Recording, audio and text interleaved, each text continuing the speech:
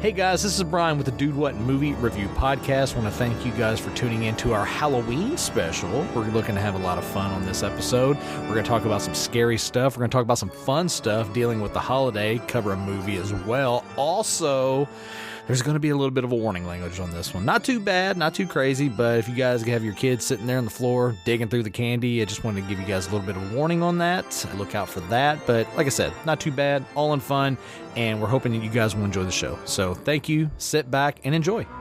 Dude. Dude. Dude. Dude. Dude. Dude. Dude. Dude. Dude.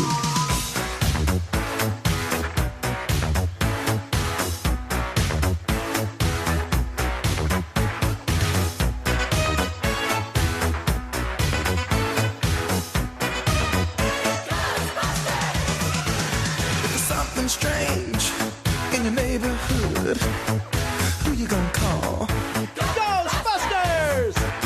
If it's something weird and it don't look good, who you gonna call? Ghostbusters! That's what I just said. Oh yeah. Jim ain't afraid of no ghosts.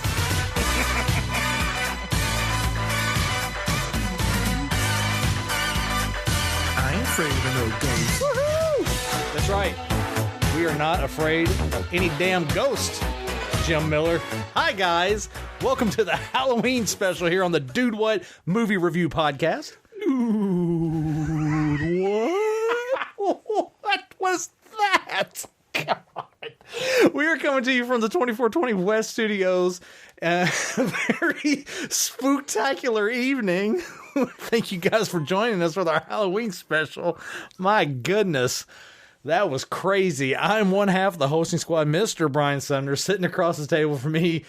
I don't know what that was, but he's obviously got something going on in his Halloween trick-or-treat bag. Jim Miller. Say hi, Jim. Well, hello, Brian.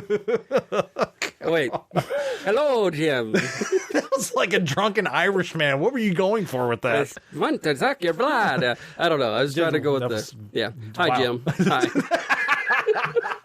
Wow. You can tell I haven't done adult costumes in a long time. So. God. That was supposed to be like a boo. Yeah. A doo. Yeah. What? That was... Didn't Nope. Sure didn't. Did not land that Pretty well. bad. Pretty bad. I do find it funny. There's things that I hear in my head, and I'm like, Yeah, that'll be great. and then it comes out of my mouth, and then you're recording it, Yeah. and it's like, nope, that's not at all how it went out. You know, you think you would have learned after all these years with the Table Scraps episodes You would think. that you would should think. probably not do that. Yeah. Which we'll talk about Table Scraps here in a little while.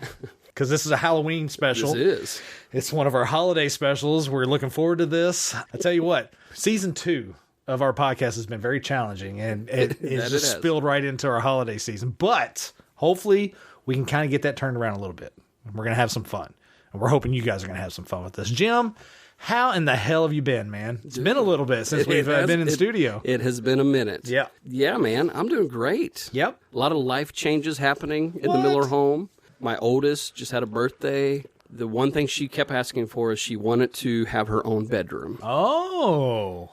It was kind of funny because Kylie basically said, look, Nora, you're going to have to talk to your dad. We only had 3 bedrooms, right? So you have 48 kids. yeah, right? And so she came to me with a list one night. You know, here's my reasons why I need my own bedroom.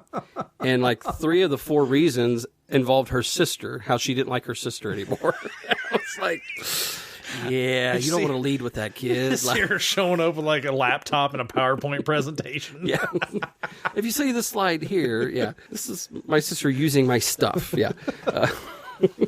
We went ahead and moved her room around, and so now Nice. the littles are in bunk beds in what used to be Nora's room, and I do not envy you. yeah, it is Madness. It's been wild, dude. It sounds like has- madness. It has been wild. I'll just say that. Wow. Yeah, life in the Miller home is crazy. Right. But it's been fun. Cool. Looking forward to the holiday season Right. coming up, so it'll Nice. be good. But how are you, man? Like last we left off, you announced that you had a new job. That's right. You're just so much more rested, and life is better, right? You know what? From a professional standpoint, yes, life is way better. And I am rested. Good. Actually, Good. I feel great. I feel fine. You know, it's kind of funny. One night, I come home, and it was a night that my daughter was over, and we're all just kind of hanging out or whatever. And I'm like goofy, acting silly, doing, whatever. And she's like, where's this energy come from? Because she hasn't seen this for a long time. Yeah. Because I've just been drained all the time. Yeah. But no, new job is going great. Settled in, doing best I can. My bosses are amazing. The people I work with are really cool. And it's just been going really well. The professional side of my life has been going great.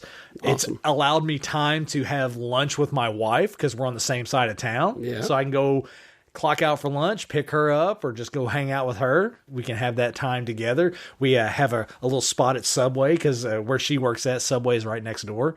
And so we go inside and they got these nice big comfy chairs and we sit there. We have a spot there and we get to sit down and interact and spend a lunch together. And it's been nice. So basically you're like a little old couple is what you're saying. You know what? That we wish we were an old couple because unfortunately we still have to take care of our young grandson, Jace, who is 2 and just insane. He's just crazy, dude. Like we took him to Chuck E. Cheese the other night and I think he had a blast. But, we like to have our evenings because we work full-time jobs and it would be nice to have our evenings back. At least a couple nights a week for sure. But other than that, I mean, you can't complain. Yeah. It's life. It's our life. So we're doing all right. Are you guys doing anything special for Halloween with him? I think the other kiddos are going to be taking him trick-or-treating. Ooh, that'd be fun. I think that's what's going to happen. I think he's got like 2 or 3 different costume ideas as of right now that he could go. I think we bought him a dinosaur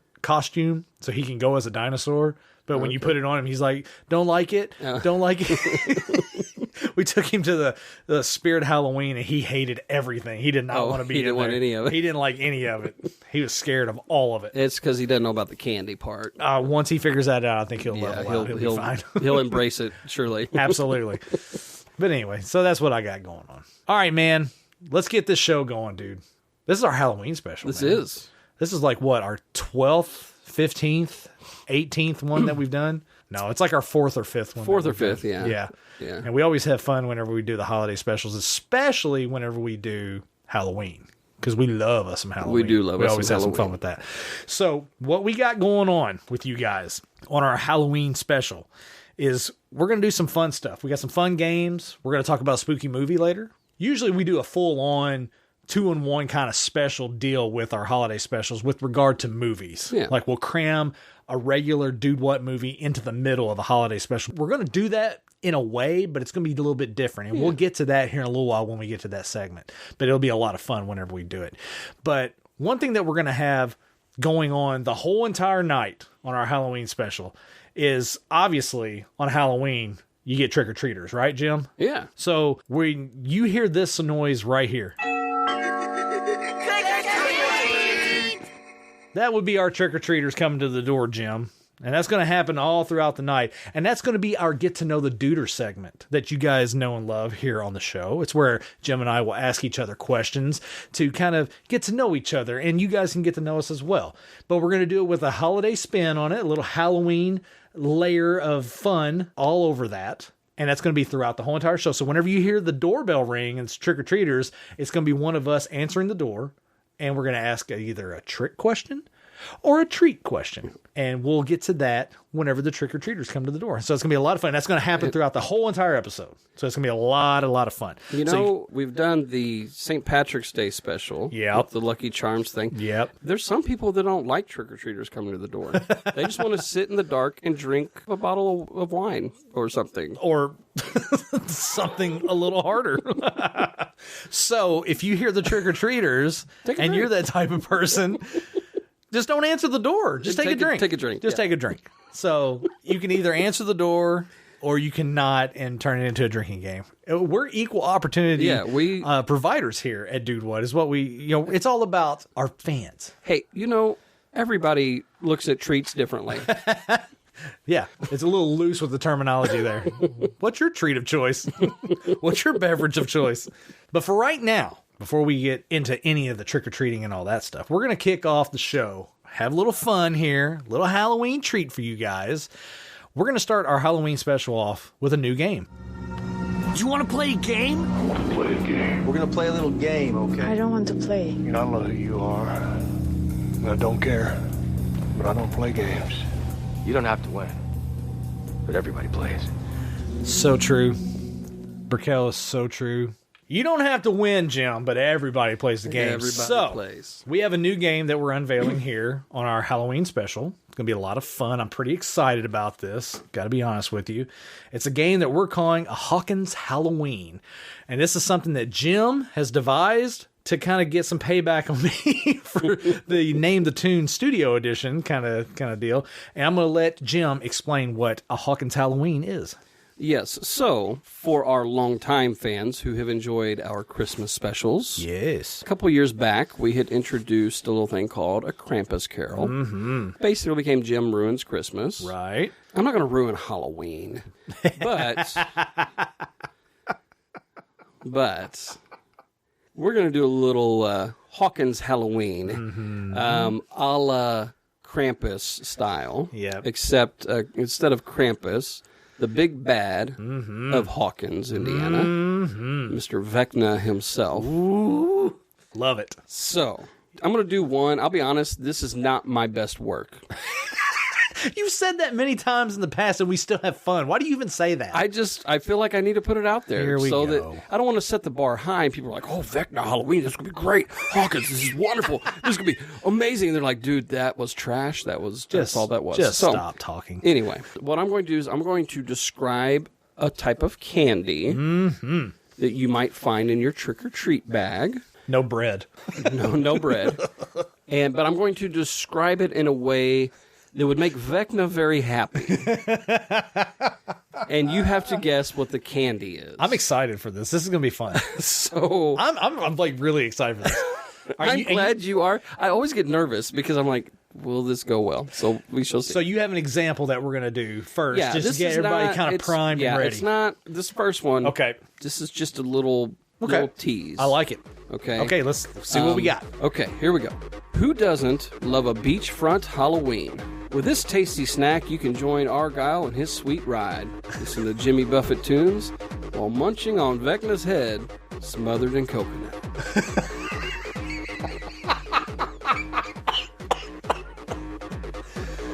Okay. Vecna's head smothered in coconut. Is this an Almond Joy? That is correct. This is Yes! a joy. Nice.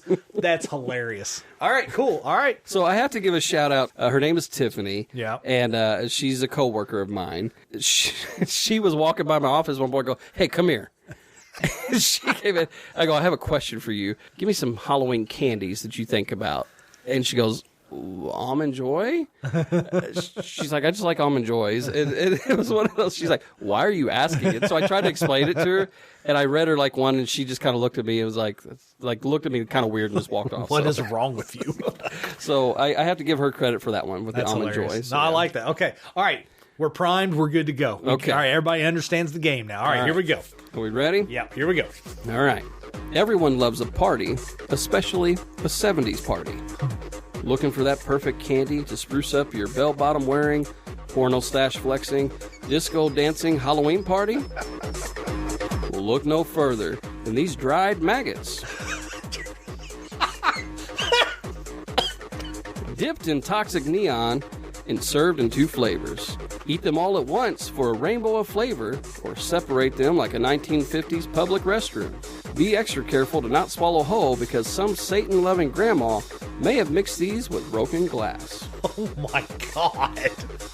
Vecna, you dog. Ruining all these Halloween treats. Okay. Good Lord. Is it Nerds? It is Nerds. Yeah. Nice. I was about to say Tic Tacs. I was like, no, come on. It can't be Tic Tacs. That was dark. Right? It was so dark. Once I came with this, I was like, what would I separate? I was like, ooh. I love it because anybody that like finds out that, oh, he used to do like ministry and church stuff, Yeah. and then they'll listen to these segments and be like, what the fuck is wrong with that guy? Go back and listen to one of our Christmas specials where you chose the devil to be on your snowball team. Hilarious. the birth of Jesus. And I'm over here like, Satan. Yeah. It's gonna help me win the snowball fight. Golly. All right. Okay. Tired of living in the darkness of the upside down? It's bad when you're making yourself laugh. I forgot I wrote this part. Much like that bitch Billy, this creamy goodness is out of this world. Layered with soft Nancy nougat and ribbons of sorry, wrong TV series. Ribbons of caramel. This oldie but a goodie will have you probing conspiracies with your old pal Murray.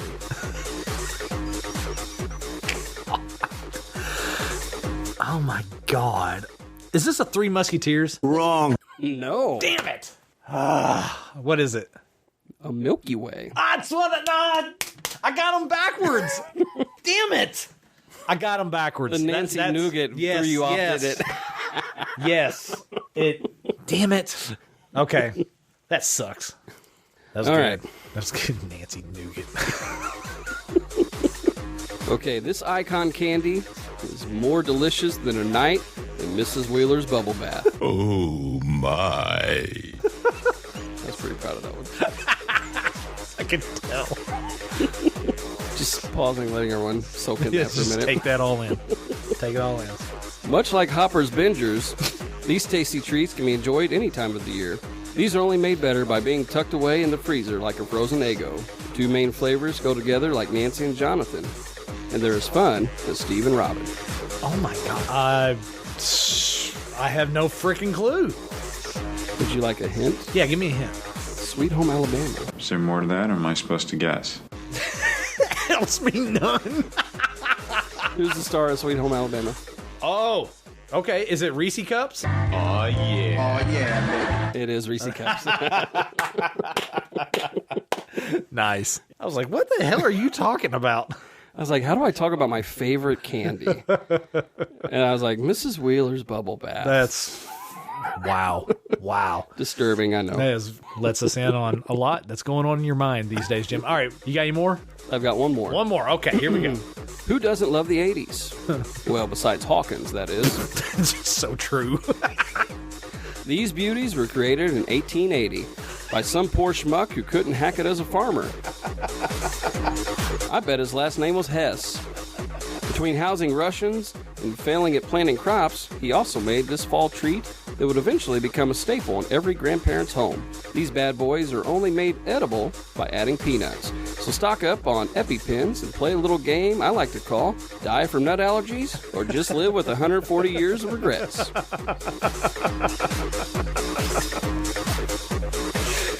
I had an idea of what I thought it was, and you started talking about peanuts, and I thought it was Necco wafers for a second, but it's definitely not that. Oh wow. Okay. Good God Almighty. Blah, I got nothing. What is it? Candy corn. Oh, come on. Damn it. The candy corn was made in 1880. Wow. Yeah. I did not know that. Yeah. That was good. That was good, though. The farmer. Yeah, I should have known the farmer. And Hess Farm Yeah, is so I was trying to tie in some of the Stranger Things. Yeah. That's good. That's good. Man, I should have got that one. And we were talking about it beforehand, the peanut candy corn. Right, yeah. Oh, where yeah. It tastes like a payday. It does, yeah. I was talking to somebody today about that, and they're like, what's the recipe? And I go, it's peanuts and candy corn. Like, well, do you have to, heat it up? I was like, no. You just eat it. You just open the two bags and you mix them. And let me just say right now, if you don't know that at this point, you really deserve Vecna coming and smacking you in the face with his weird arm. No, that's right. Yeah.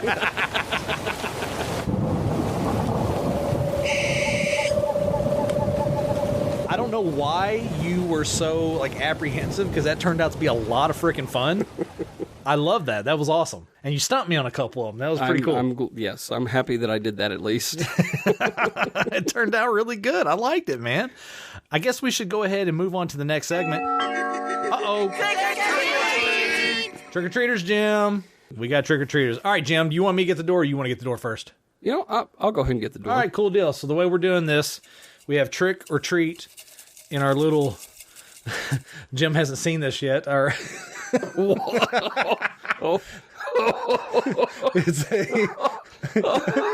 we have We'll have to take a picture of this. We have a ceramic witch, and her mouth is open really big, and I think this is supposed to be... She's not a witch, she's your wife.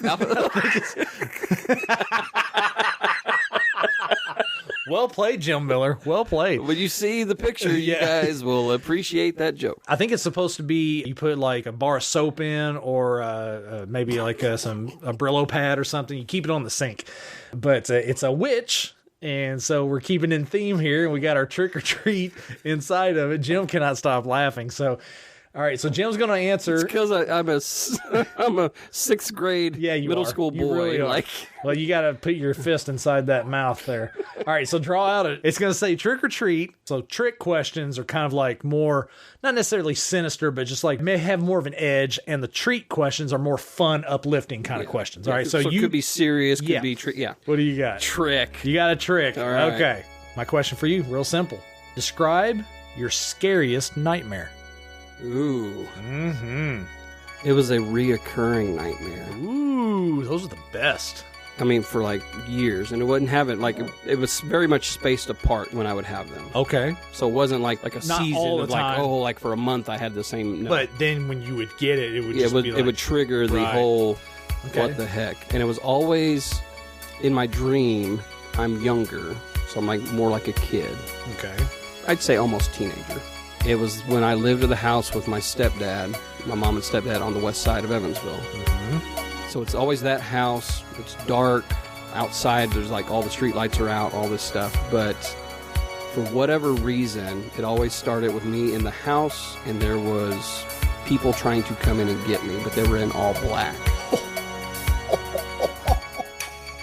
And it would always end with them chasing me like down the street.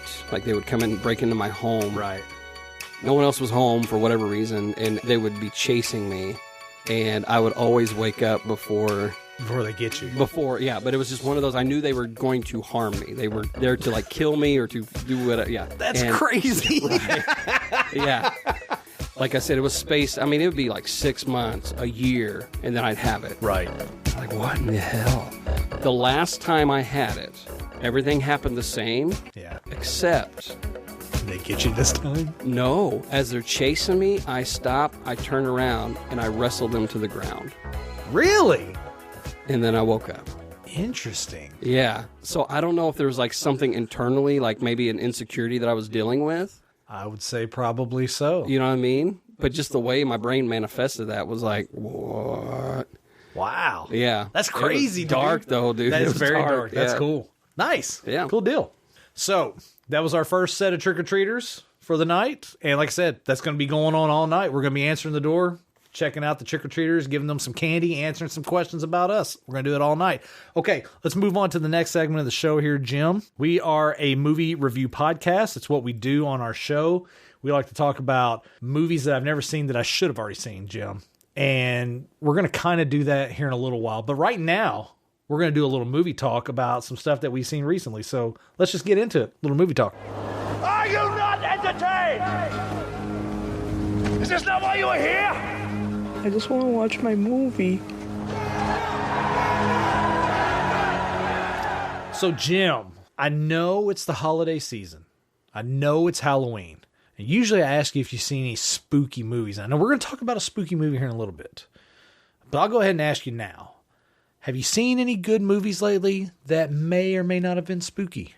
I have. Oh, really? I've actually have two different movies. Neither one are necessarily spooky, but they're kind of in the vein of Halloween. Gotcha. Okay. If that makes sense. Yep, it does.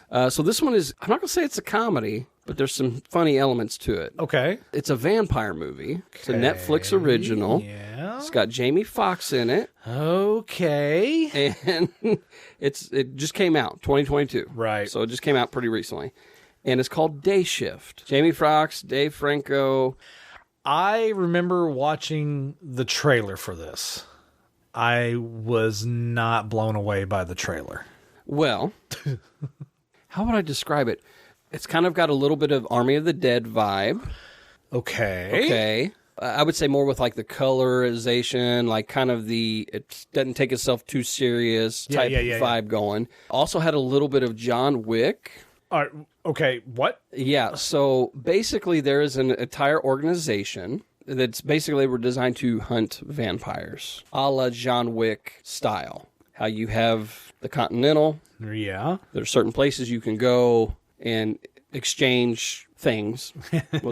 I'm trying not to say too much. Right. Yeah, and there's different characters and stuff that are part like vampire hunters, and okay, they're all part of this organization. All right.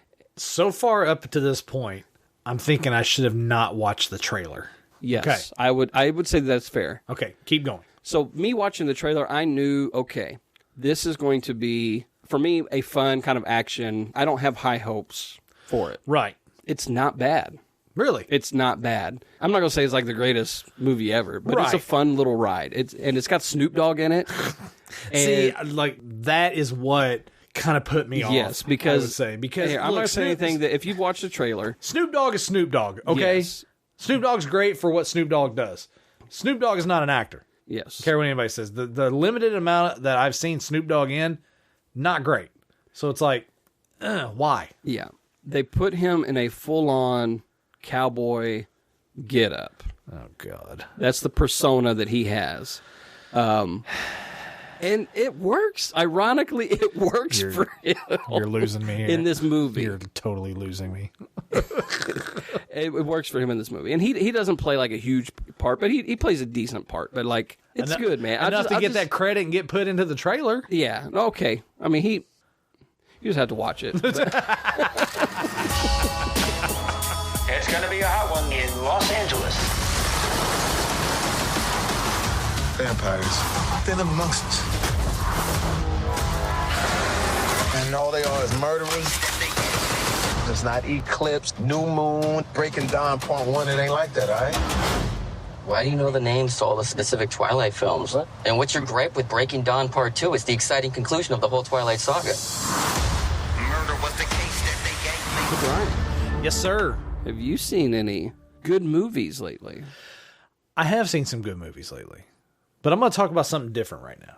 Oh, you know, okay. I don't have any like horror films or spooky films that I can tie into the holiday because I haven't watched it yet.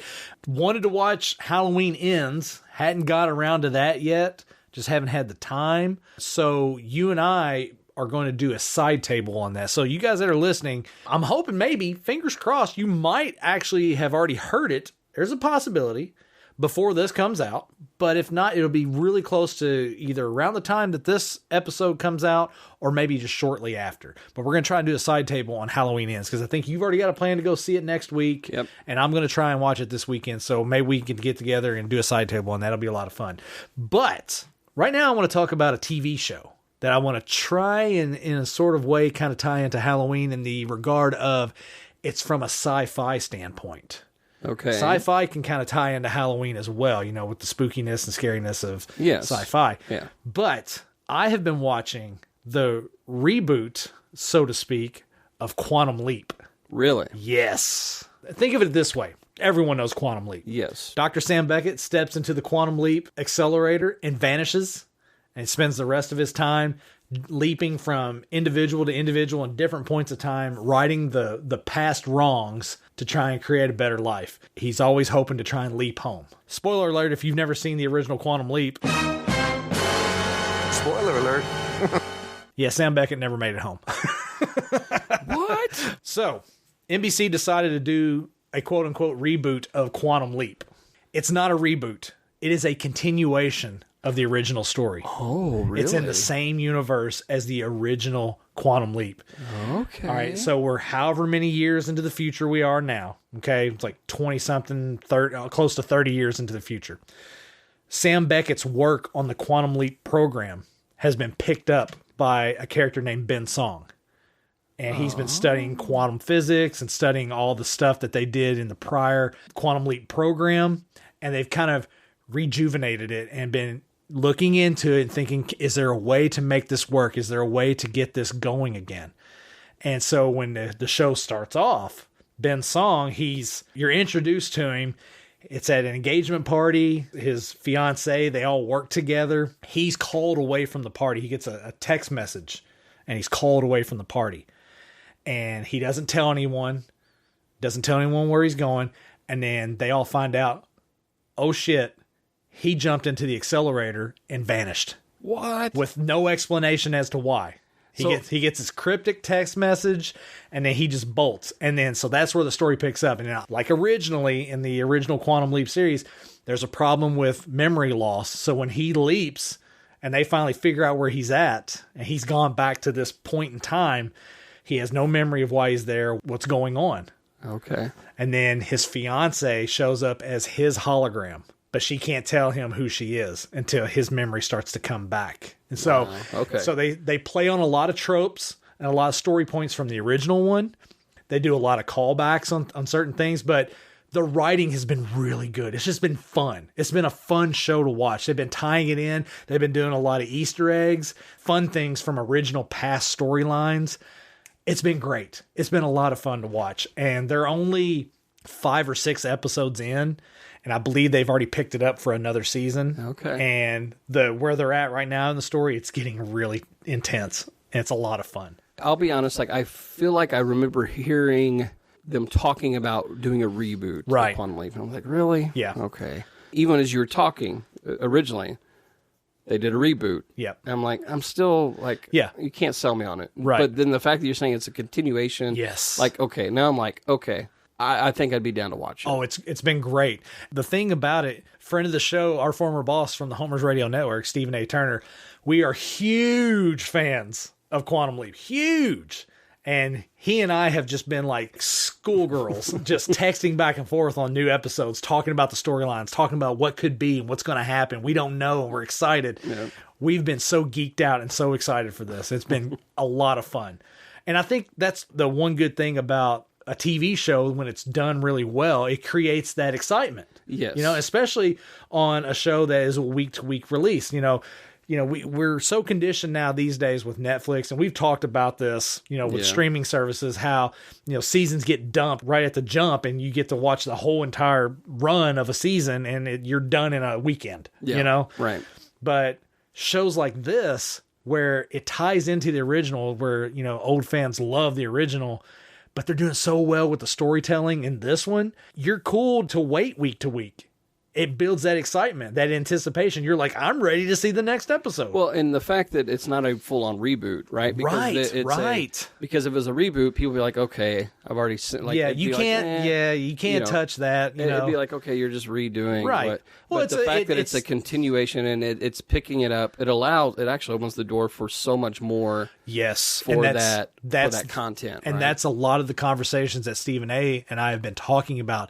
There's so much that they can tap into, so much potential for storytelling, and it's exciting. It's very exciting. If you haven't watched the original run of Quantum Leap, I highly recommend going back and start watching it. Stream them, watch them. I think there's like 4.5, maybe 5 seasons of the original run. Fun shows, and you get hooked onto the storytelling. Sam Beckett, played by Scott Bakula, great character, one of my favorite TV characters of all time. And then seeing how that ends, and then how this new run of Quantum Leap is picking up, and it's just fun. It's just a fun show to watch, and you can literally sit down with your family and watch this. It's like a really good family show that you can watch. Pretty good. I definitely recommend it. This is bigger than anything you can imagine. Your name is Dr. Ben Song. You're from the year 2022. You were the lead physicist on a top secret project called Quantum Leap. You're a time traveler. I'm Addison Augustine. We work together. Obviously, I time travel into other people, so beam me up. It's not that simple. You leap into people to help them or someone around them, changing history for the better, no matter what happens. Ben, look out! I am going to be with you every step of the way until we get you home. Now, Jimothy. Count Jimothy. Yes. Yes. I don't know what's going on with my vampire boys. I don't know. You got any other films you want to talk about? I do. Cool. This is a fun film. Okay. Even way more fun than Dayshift. Ooh. And this is one that, I'll be honest, it came out in 2020. I had heard about it on the Michael Rosenbaum podcast, Inside of You. And he was doing an interview with Michael Rooker. Oh, okay. And Michael Rooker was talking about how he had been working on this movie and it was coming out soon, and like he just has kind of a small role in it, and he was talking about it. That's the first time I heard about it. I saw it on Amazon Prime. Okay. And it's been sitting there for a while. It's free on Prime right now. And this little movie called Love and Monsters. Love and Monsters.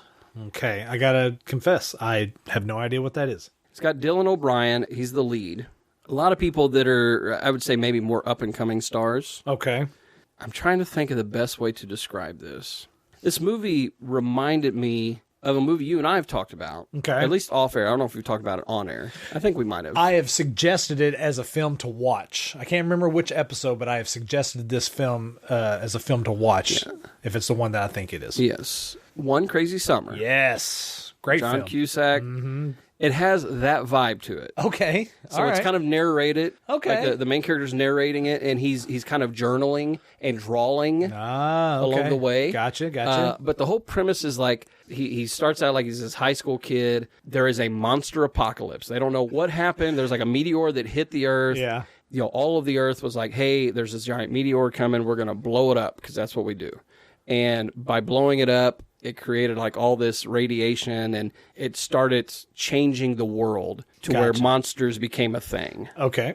And basically this is a story of the guy who in high school, the apocalypse happens more or less. He finds himself in a bunker with people he doesn't know. Right. And it's 7 years later. Okay. He had a girlfriend that they had gotten separated when everything was going crazy.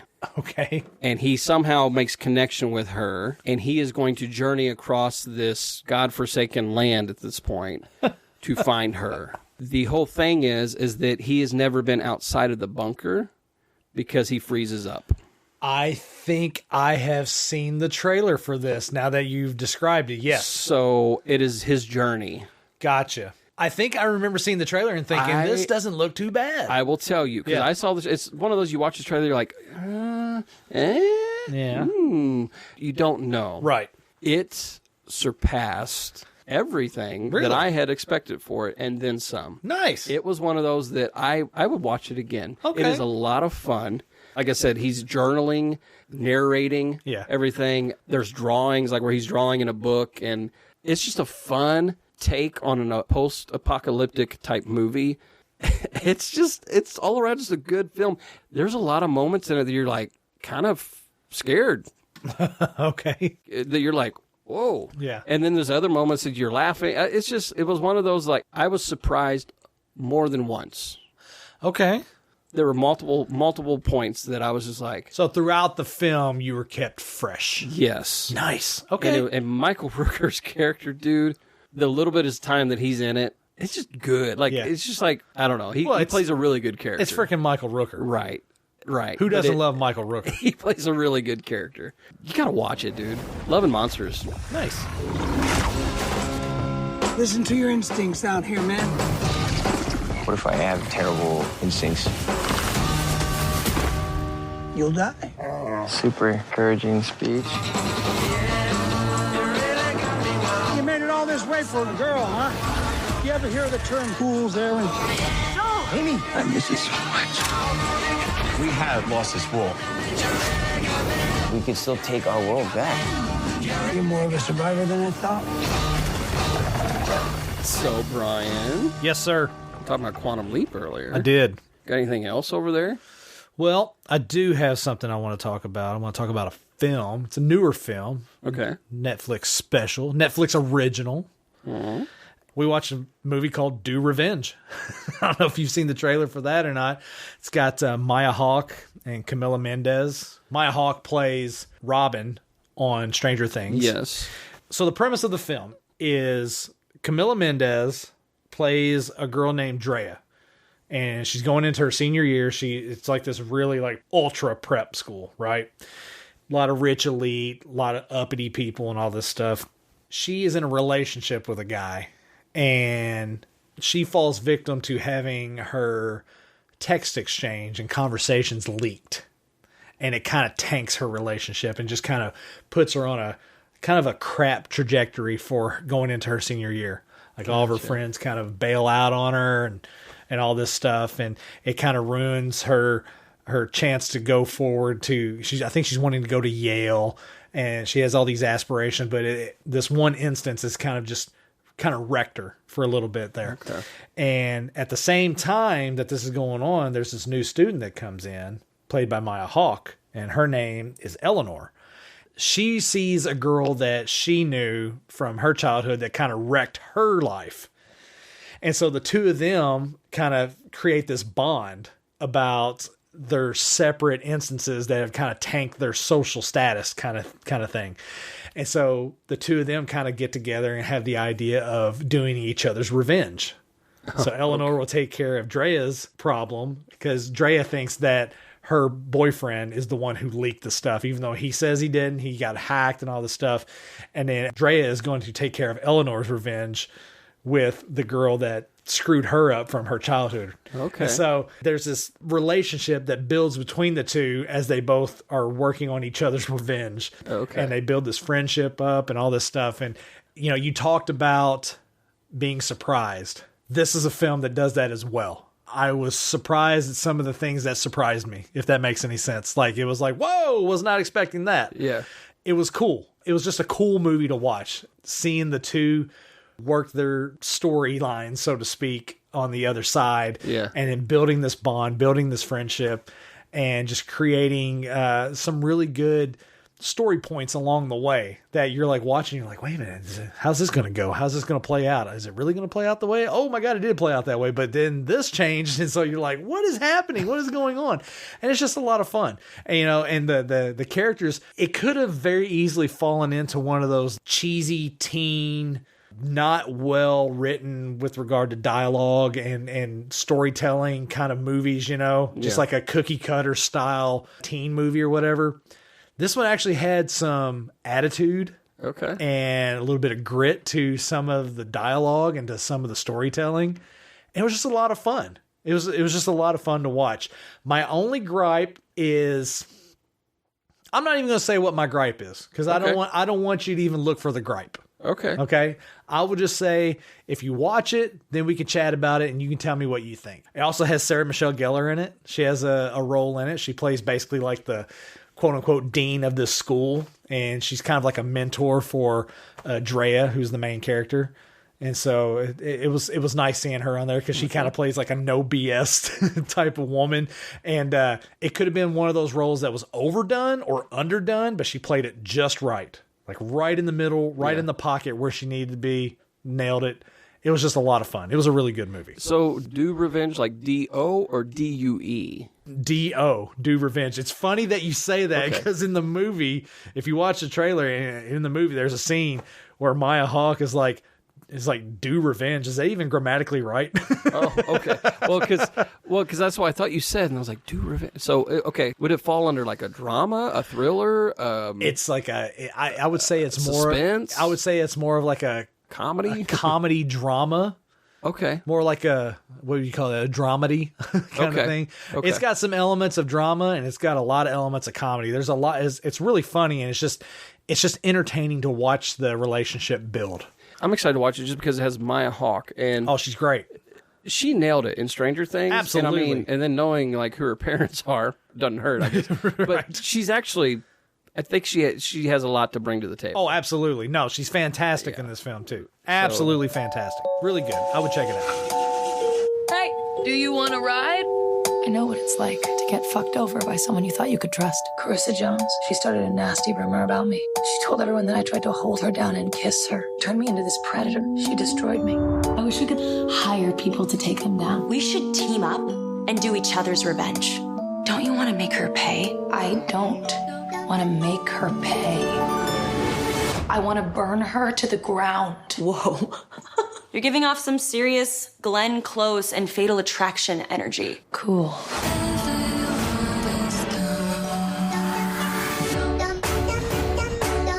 Is Do Revenge even like correct grammar? Oh, I'm sorry, Schoolhouse Rock. Are you dragging my sentence structure right now? All right, Jim.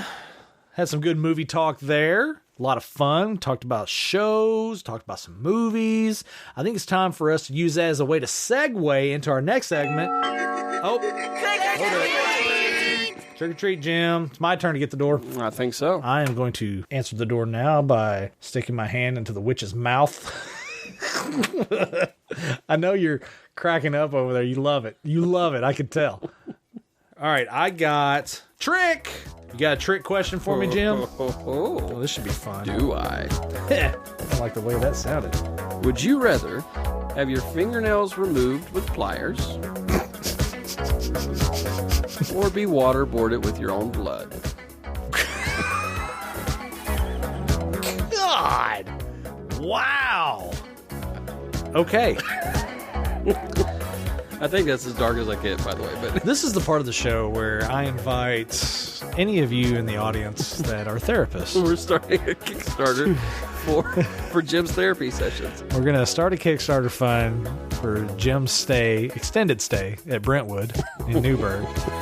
Wow, Jim. Not a official sponsor. Not an official sponsor at all. Yet. Of this Halloween special. Okay, good Lord, man.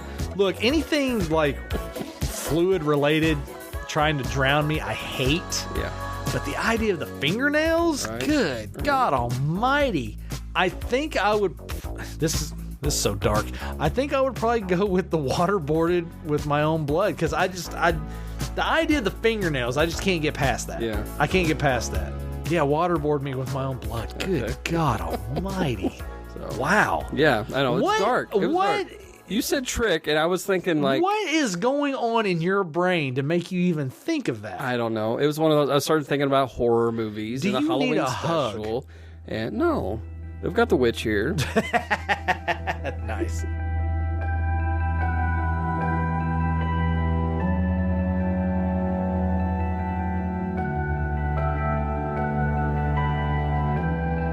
All right, Jim.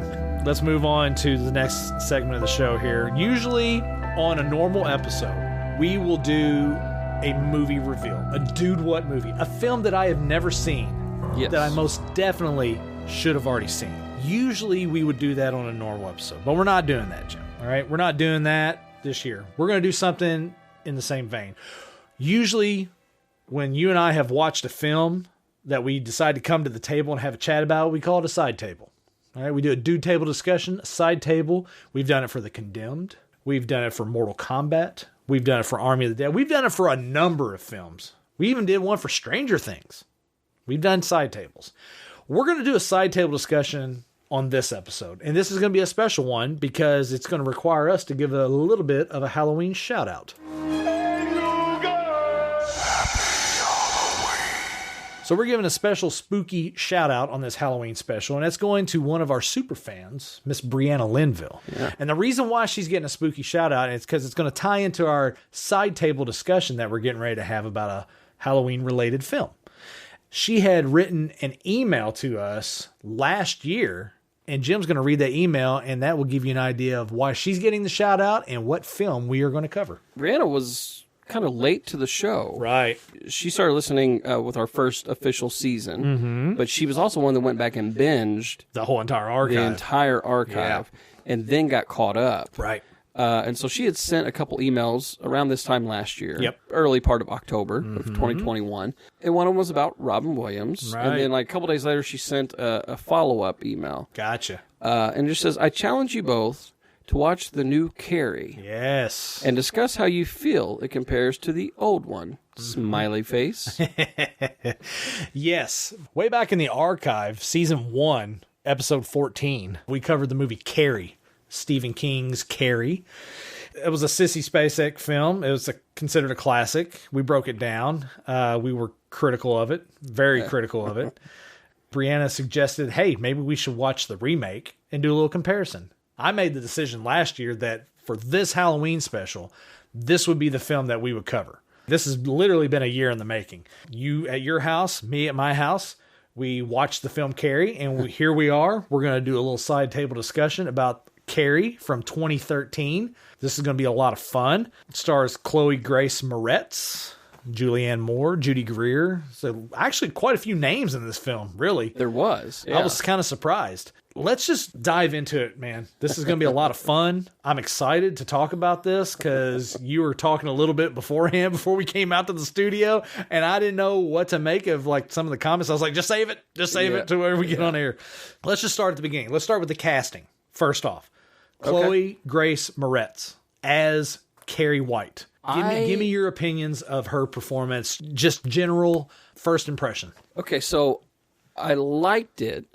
It is definitely a stark difference. Yes. From the original. Yes. Although there are elements that, for sure, that very much tie in. For sure. And it's because of the look. Like Sissy Spacek has a certain look. Yes. And Chloe has a completely different look. But she captures very much the naive, kind of this sweet, innocent. Right. She definitely had that vibe and that look. Whereas I feel like Sissy Spacek had more of the kind of a creepy look a little more. Is that fair? I don't mean that like... Well, I would say Sissy Spacek's character and like just her overall look as Carrie White definitely tapped in more, I would say, probably to that deprived character. Yes. And I even made the notes that Chloe, she captured the same innocence and presence, whereas I think Sissy Spacek, she had the more, like if you're talking physical appearance, had more of that deprived kind of look. Yeah, almost like... religiously deprived. Yes. Emotionally deprived. Emotionally deprived. There was definitely more of a... so creepy's not...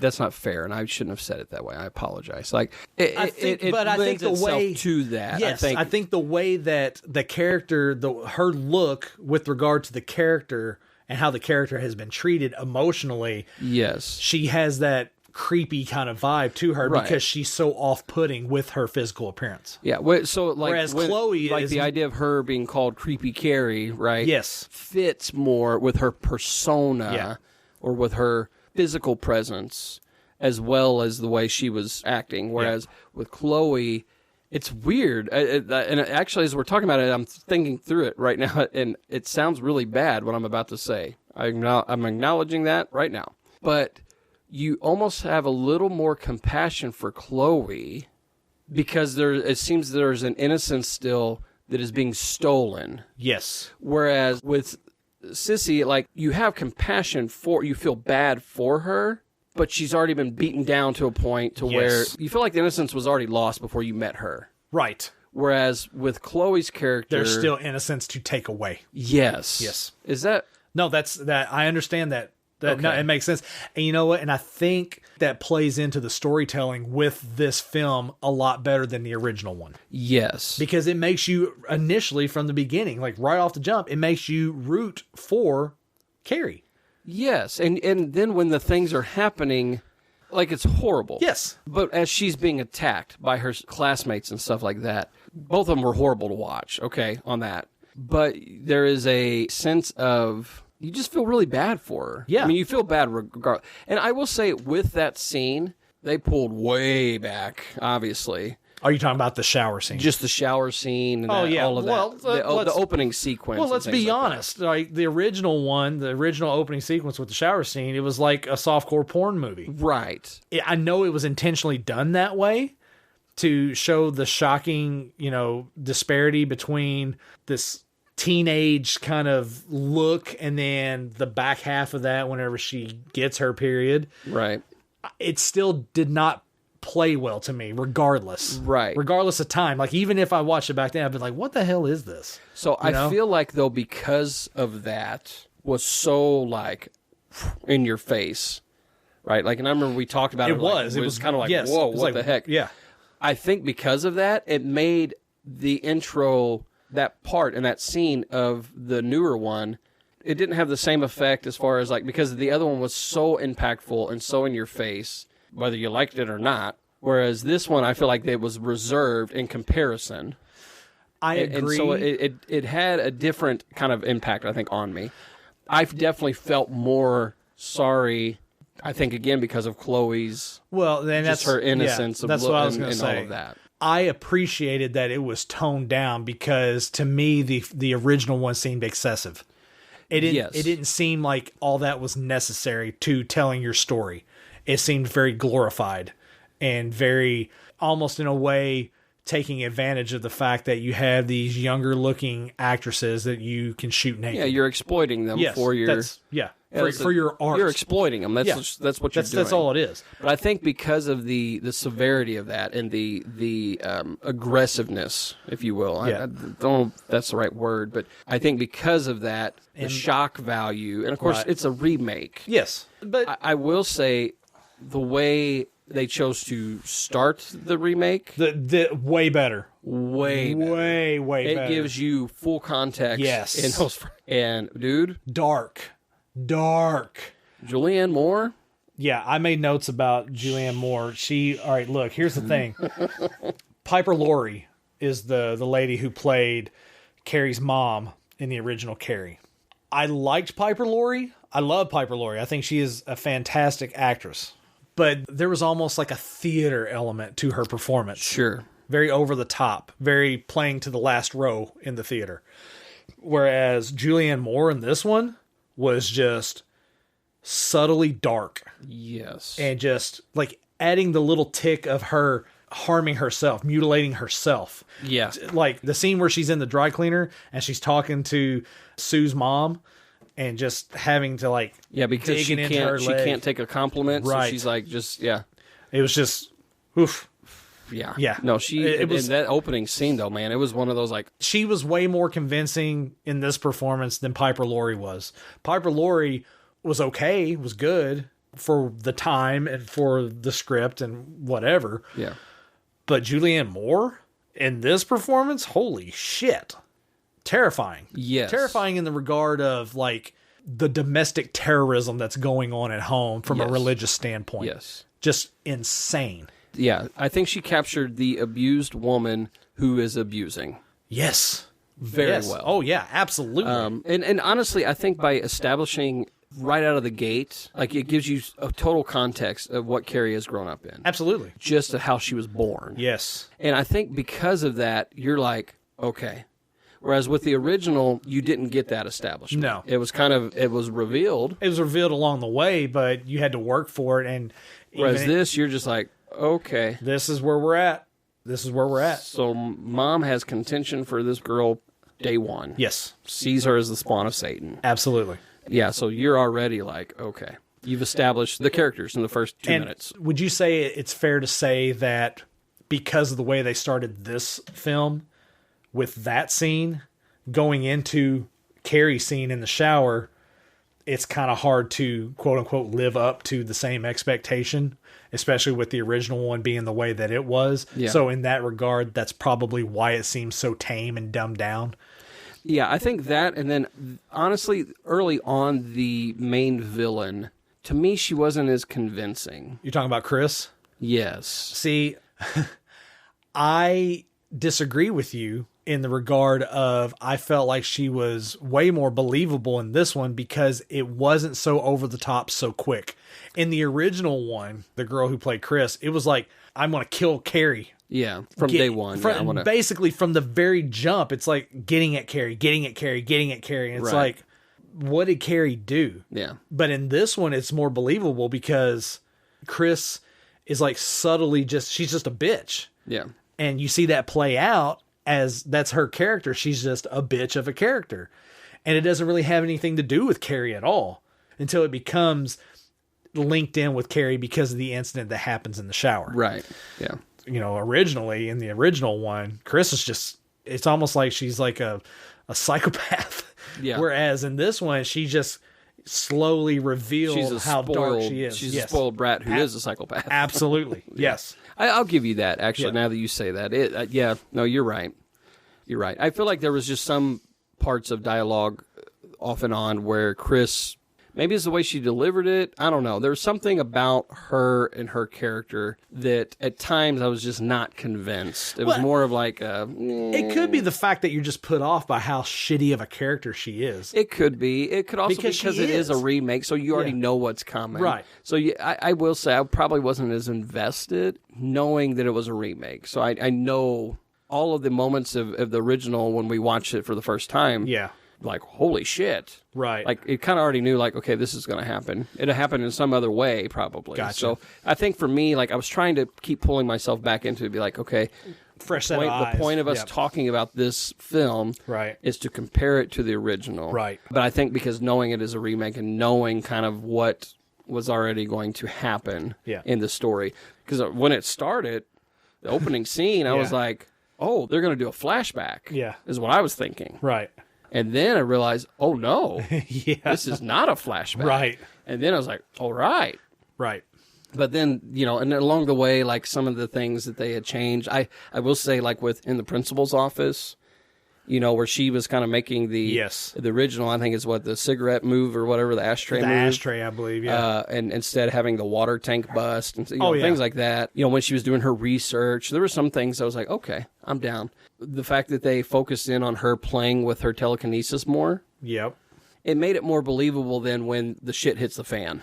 Yes, and that was a complaint that I had in the first one. In the first one, yeah. I felt like they needed to show her tweaking with that and understanding that and realizing she has this power and trying to figure that out. Yeah. And I felt like you got that in this one. And so I was appreciative of that because I felt like it added to the evolution of the character within this performance. Yes. And it was. And like you said, you know, the scene in the principal's office, it was a lot of the dialogue was carryover dialogue from the original one, but it just seemed like it was just better. Yeah. It was just done better. Yeah. One thing that I appreciated in this was Judy Greer as the teacher. Fantastic. Yeah. I freaking love Judy Greer. And the thing that I appreciated most about this one was you didn't have this about face like they did in the original Carrie. Right. The original Carrie, the teacher is basically Carrie's number one cheerleader the whole entire movie. Right. But then she's laughing at her at the dance when the pig blood gets dumped on her.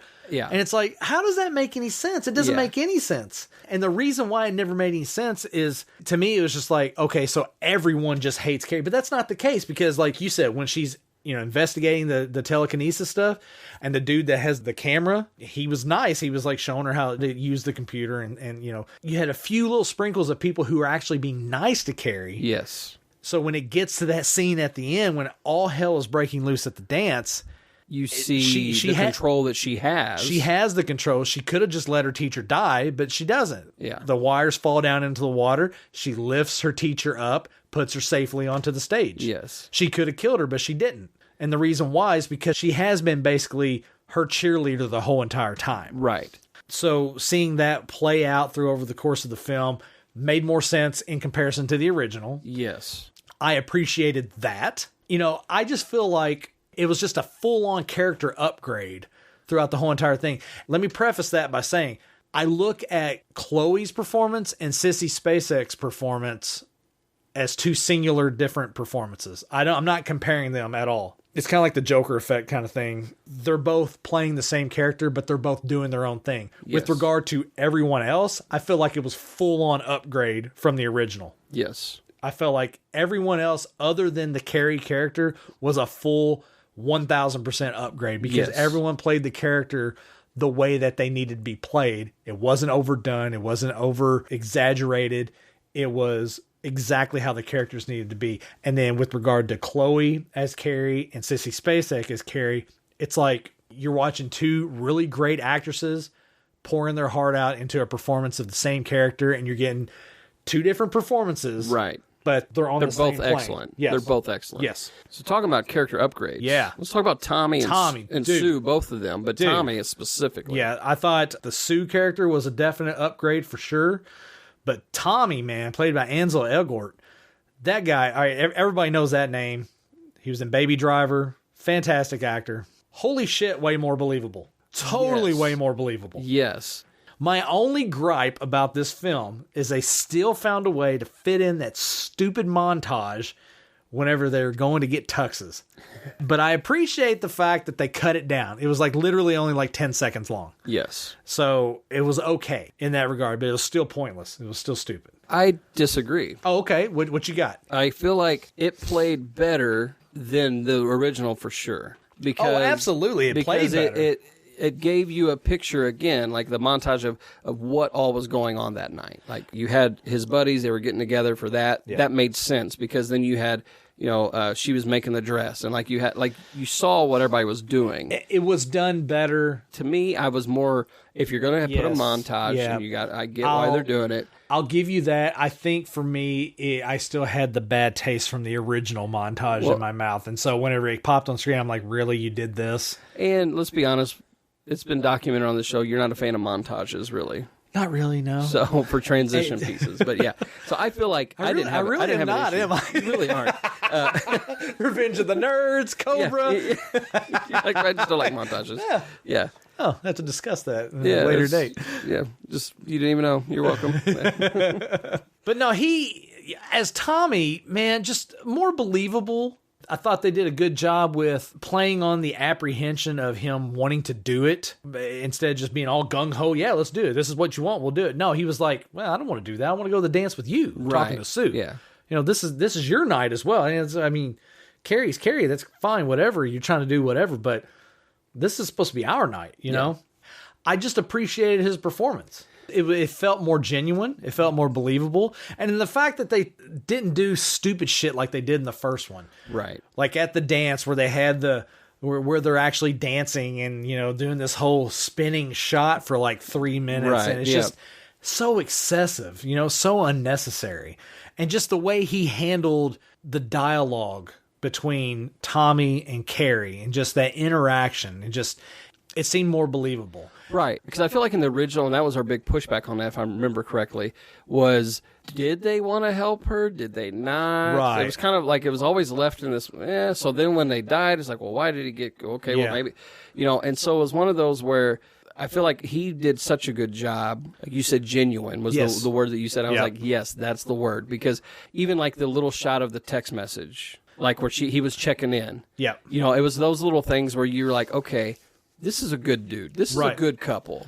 Yes. She got caught up in the moment of peers, like she's with her peers and all that. You're a teenager. But she got caught up in that. But then, as a couple... But then she recognized that. Yeah. And they both recognize they're popular kids in school. But they're not the douches. Right. Right? They're popular, but they're like, hey, we care about... And contrary to popular belief, there are instances where there are the people that rule the school that aren't douchebags. Yes. It does happen. Yes. And I think that they both, in their own right, captured more of a genuine, like, you're a popular teenager in high school. But at the same point, they had compassion and they cared enough because they were wanting to create an experience for Carrie. Right. And you know what? And you see that genuine nature with Sue when you see her interaction with Chris. Whenever Chris is basically banned from going to the dance and Sue still gets to go, the interaction, it's not a lot of dialogue, but it didn't need to be because Sue's in a spot where she knows this has been my friend for a while and she's going to see this as a double cross on her and me turning my back on her. But really, in reality, I'm just trying to do the right thing. Right. And I know this is the right thing. And maybe that's going to piss Chris off, but this is what I need to do. And so you see that dynamic going on behind the scenes that Carrie has no idea what's going on. And then that trickles into Tommy and Sue trying to create this environment for Carrie because Sue just wants to basically make amends for what happened. Right.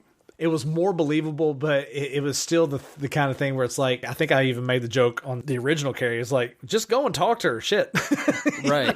Yeah. Just go say, I'm sorry, and instead of trying to do all the stuff to make it up, because you see it later on, right? Whenever Carrie's like, why couldn't you just left me alone? When all shit's really going to hell there towards the end. Yeah. But yeah, the genuine nature from both sides, Tommy and Sue, it really played into, and then it plays into better because I think in the original one, whenever Tommy gets hit in the head with the bucket and it kills him, I don't think there was any acknowledgement from Carrie in the original one. No, there wasn't. There was no acknowledgement. The kill scene in that was in such a way, because I remember we had a really big beef with that because we're like, wait a minute, because it looked like she was the one that killed him. Whereas this, they took a moment or two. Yeah. Because they cut out all the spinning scenes. Yes. And were able to focus on plot devices like, I don't know, a bucket where the rope slipped. So then you realize that he was accidentally killed. Right. And then that's what actually sparked the anger. so then it made more sense. It wasn't, she was just like, oh, like, not that spilling pig blood is a, well, like, it was a big deal, but it wasn't like a, she had already been driven to that point with the pig blood. Yes. But then seeing Tommy in the state that he was in. It was the spark that just, it really ignited the fire that was about to hit that gym. Yes. By them taking that moment for her to acknowledge that this happened to him. Yeah. And being in that moment and feeling the emotion of it, it really drove the shitstorm that was literally about to hit everyone in that gym. Because the way she responded to that, you're like, oh shit. Yes. Even though you knew it was coming. Oh yeah. You know, if you've seen the original, you know what's about to happen. But even then, watching it, I was really pleased with it. I enjoyed it. That whole sequence, like it really made sense. With exception to the dude with the camera. He gets killed, I believe. All right. With the exception of that guy, everyone that was nice to Carrie survives. Yeah. Tommy's friends that came, like his boy and her girl, they were super nice to her. Yeah. She didn't do anything to them. And in fact, his boy was like, what is going on? He had that look on his face. They were safe. The teacher was safe. She's pissed off about Tommy and she didn't kill Sue. Right. It made more sense. In the mayhem and the destruction that was happening, there was story points with regard to the character that made way more sense than the original one. Yes, because it's like those story points that were in the original were there. Yeah. And then they just took a big shit on them. Right. They really did. They did. Know? It's like, yeah, okay, cool. She had somebody nice in her life, but no. You're going to kill that one off. Too. Because the way the original one plays out, it's just full on Carrie rage. Everyone dies. Whereas in this one, you talked about that control that she had.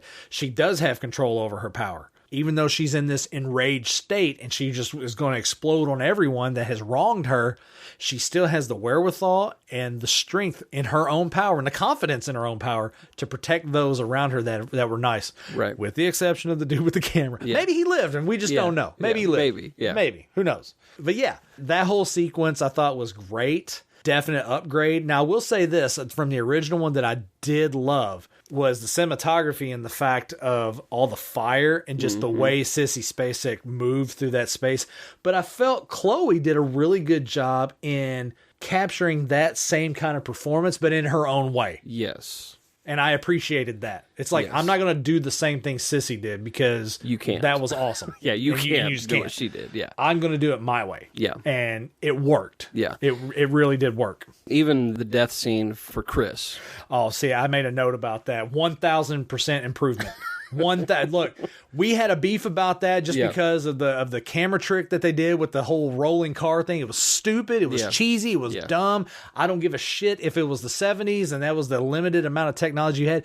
You made the conscious decision to do that with your shot, and it was horrible. Right. It was horrible. Yeah. This made so much more sense. Yes. With regard to why the death scene happened the way that it happened. It was slow and intentional. Absolutely. It wasn't just a boom, they're both dead. It was and just the way all of that went down. There's a few things I was looking for with this one based off of the original. Okay. Right. I was looking at how are you going to treat the gym teacher? Okay. Kept her alive because that was a big beef we had. That was a huge beef and full on upgrade. Great. Yes. And then the other one happened to be the car scene. Yeah, that and the car scene were the two big ones. Yep. Okay, and then also how you treated Sue and Tommy, as well as like the mom, just the whole capturing of that. I wanted to make sure the mom was, and I feel like nailed that. Yes. So, but the car scene with that, the way all of that ended, and just the choice to do it outside of she was very slow. Methodical about just everything the whole sequence was a huge upgrade, like you said. I'll be honest, I feel like the movie, basically from the moment that he was picking her up at the door, we already knew what was going to happen, that whole sequence. But it was still good. But it was still, I feel like, way better than the original. And the huge beef that you had, the big beef that you had from the original Carrie, was that long, drawn-out shot of the damn rope on the bucket, just the way they shot it. It was just so silly, so unnecessary. It was a waste of time. This one, I felt like they did it the right way. Sue basically just comes right in and is like, hey, no, look, this is what's getting ready to happen. And the teacher taking her out and, intentionally locking her out of the gym. She thinks she's there to ruin it. Yeah. Some of the notes that I made, this version was structured way better and just made more sense. The pacing, the shot selection, everything about it was just so much better. Yeah. The decision-making that they did. I think it was a thing that I had mentioned on the last time when we covered the original Carrie was just do another rewrite of the script. Right. And clean it up. Right. Just clean it up. Yeah. And I felt like this one was like, it was almost like, we listened to that Dude What podcast and they had a lot of really good notes. Then we went back in time and Quantum Leap.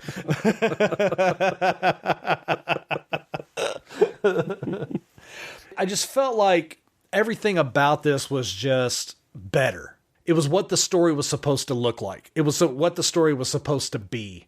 We had talked about it on the original one, how the original ending, I guess from the book, is just boulders and rocks just start raining down on the house. And they were able to do that with this. Yeah. It was crazy to watch. If I had just seen it without the context of knowing that that's how the original ending was supposed to be, I would be like, what is going on? But knowing that that's what it's supposed to be, and it's like, okay, they pulled it off. Right. It was just crazy to watch. It was different, but because it was different and just with the way the story was going, it just felt like it made sense. Even though if I had seen it for the first time in no context, I'd probably be like, what is happening here? But somehow it felt like it made sense. Yeah. And then the fact that, obviously, we're talking about a ton of spoilers on this if you guys haven't seen this, but Sue coming to the house. Right. And, the reveal of that. And Carrie able to sense that Sue is pregnant with Tommy's baby. Yeah. And she has the care and the wherewithal to send her out of the house. Yes. And you notice she didn't launch her out of the house. She took her out of the house and launched her out and gently laid her down on the sidewalk. Yep. The full control of her power, and then protecting her from the rock storm that's coming raining down on the house. Yeah. It drove home the point that Carrie was not the monster everyone was making her out to be. And you even see that whenever Sue's talking at the end. She says something to the effect of, "You want an explanation? Carrie had some sort of power. But she was just like me. Like any of you. She had hopes and she had fears. And we pushed her.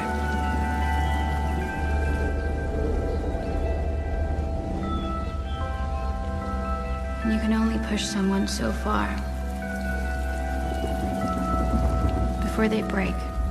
She knew. She knew that, like, she's not a bad person. She's just misguided and mistreated and really alone for the most part. Yeah. She had these abilities that she learned and could control. And unfortunately, she was put into this situation where literally all hell broke loose.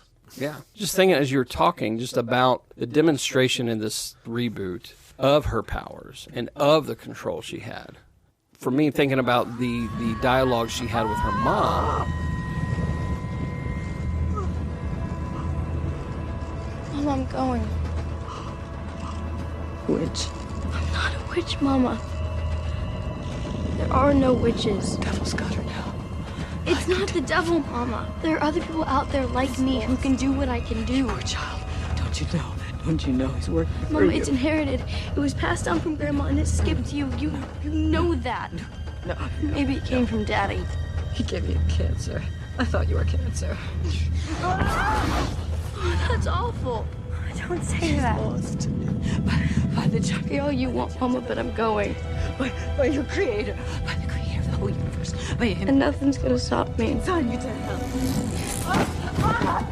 That whole kind of, you're getting a little more backstory then on that, and like the context of that, and then the realization of like, yeah, okay, she has these powers, can be used for evil, but she's choosing to use them for good. For me, coming from the Christian religious background, there it is. There was a moment of like, and I think it just hit me as you were talking. Actually, okay, you're displaying the goodness of what is taught within Christianity. Right. Oftentimes it is abused and manipulated. Well documented on the show how I feel about all of that. Right. And especially in regards to Carrie and her mom. Yep. You know, and the abuse that is handed down from generation to generation, but then seeing that like she was utilizing the power that she did have yes, it was for bad because she's killing people. Right. But, she was pushed to that. She had a control, yes, of that. Even within the chaos, she had a control. To do good. Yep. I don't know. So for me, there's a little bit of redemption within all of it, I guess,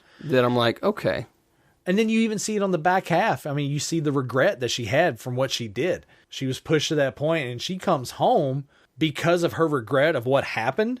I think you see it better in this one, that she almost is at that point where she's like, I am willing to forego my special abilities to not have that happen again. Yes. Her performance, she was able to touch on that. And then seeing that play into Julianne Moore on the other side of that, her nefarious plans of what she's wanting to do. Yeah.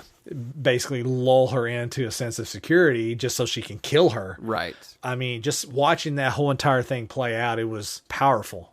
Yes. It was really, really powerful. And now as I'm thinking about it, because I'm trying to recall the original, the way the rocks came down and the house caved in, on the original just kind of caved in on Carrie. I believe the house just kind of caved in, yeah. Whereas this one, she made an intentional choice to stay, realizing and understanding, like, it's better that I'm not here. Right. Like, all of that, again, self-sacrifice. it has to do with pacing, writing, storytelling, that I feel like Brianna's right. We have a different viewpoint on, obviously, on this one, I believe, you know. Well, you brought it up. Should we go ahead and do we have a collective ranking that we would like to do on this? Do we have I don't know. You're the leader of the show. Here's the thing. I look at it from my standpoint, I would give the remake of Carrie 2013. I give it a full 1,000% upgrade from the original one. And again, like I'm saying, I'm not comparing. I'm not doing it side by side. I think they're parallel and they're doing their own thing. Sissy Spacek's performance was incredible. Yes. You know, the things that she was able to do within that shitty script. Yes. Okay. And not really having a great cast around her. Exactly. Which actually elevates her acting ability, right? No shit. Because that's what I'm saying. She took a subpar script, a cool concept. And I think we talked about that originally. Yeah, but a subpar script and a shitty cast, and elevated the film. I think we ended up giving that film, a 3, maybe a 2. Yeah. I can't remember. But it would have been a 1 if it was anybody else. Yeah. But because it's Sissy Spacek and she did such a great job, it elevated it up just a couple notches.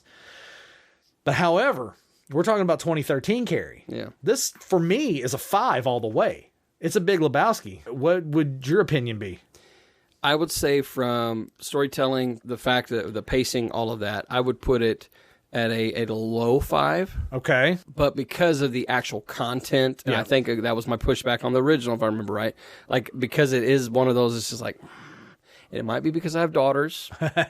Yeah. If I'm being honest, it very well may be part of that as well. That's the only reason I would put it as a 4. So it is more of a personal feeling, not a movie critic. Okay. That I would put it as a 4. As a critic, yes, I would move it to a 5 for sure. I'm the dude. So that's what you call me, you know? I think it's close enough that we can go ahead and officially mark it for our show as a 5. It's a Big Lebowski treatment. It's a fantastic film. I'm glad that I watched this version. Yes. That way I don't have to worry about the older version, because I felt like this is how the story was supposed to be. This is it. And I know a lot of people will hold the original one in higher regard because it's the original. It's the first one, blah, blah, blah. I think even Stephen King, you talked about that. It was the first of his novels to be made into a film. And so he holds a special place in his heart. But just look at the content, look at the presentation, look at the way the story evolves over the course of both films. It's just so much better in this one. They didn't deviate from the story in this. They enhanced it in every possible way that you can enhance the story. Yeah. They did it. And it made it so much more palatable, more believable. It was just fantastic. It was a great movie. Really, really good movie. So I'm glad that Brianna suggested that we do a side-by-side comparison of the films. This was a lot of fun. Yeah. Adding that to this Halloween special. I'm glad. And thank you very much, Brianna. That was really cool for you to suggest that. So it was a bloody good time. Oh, wow. I hate you so much.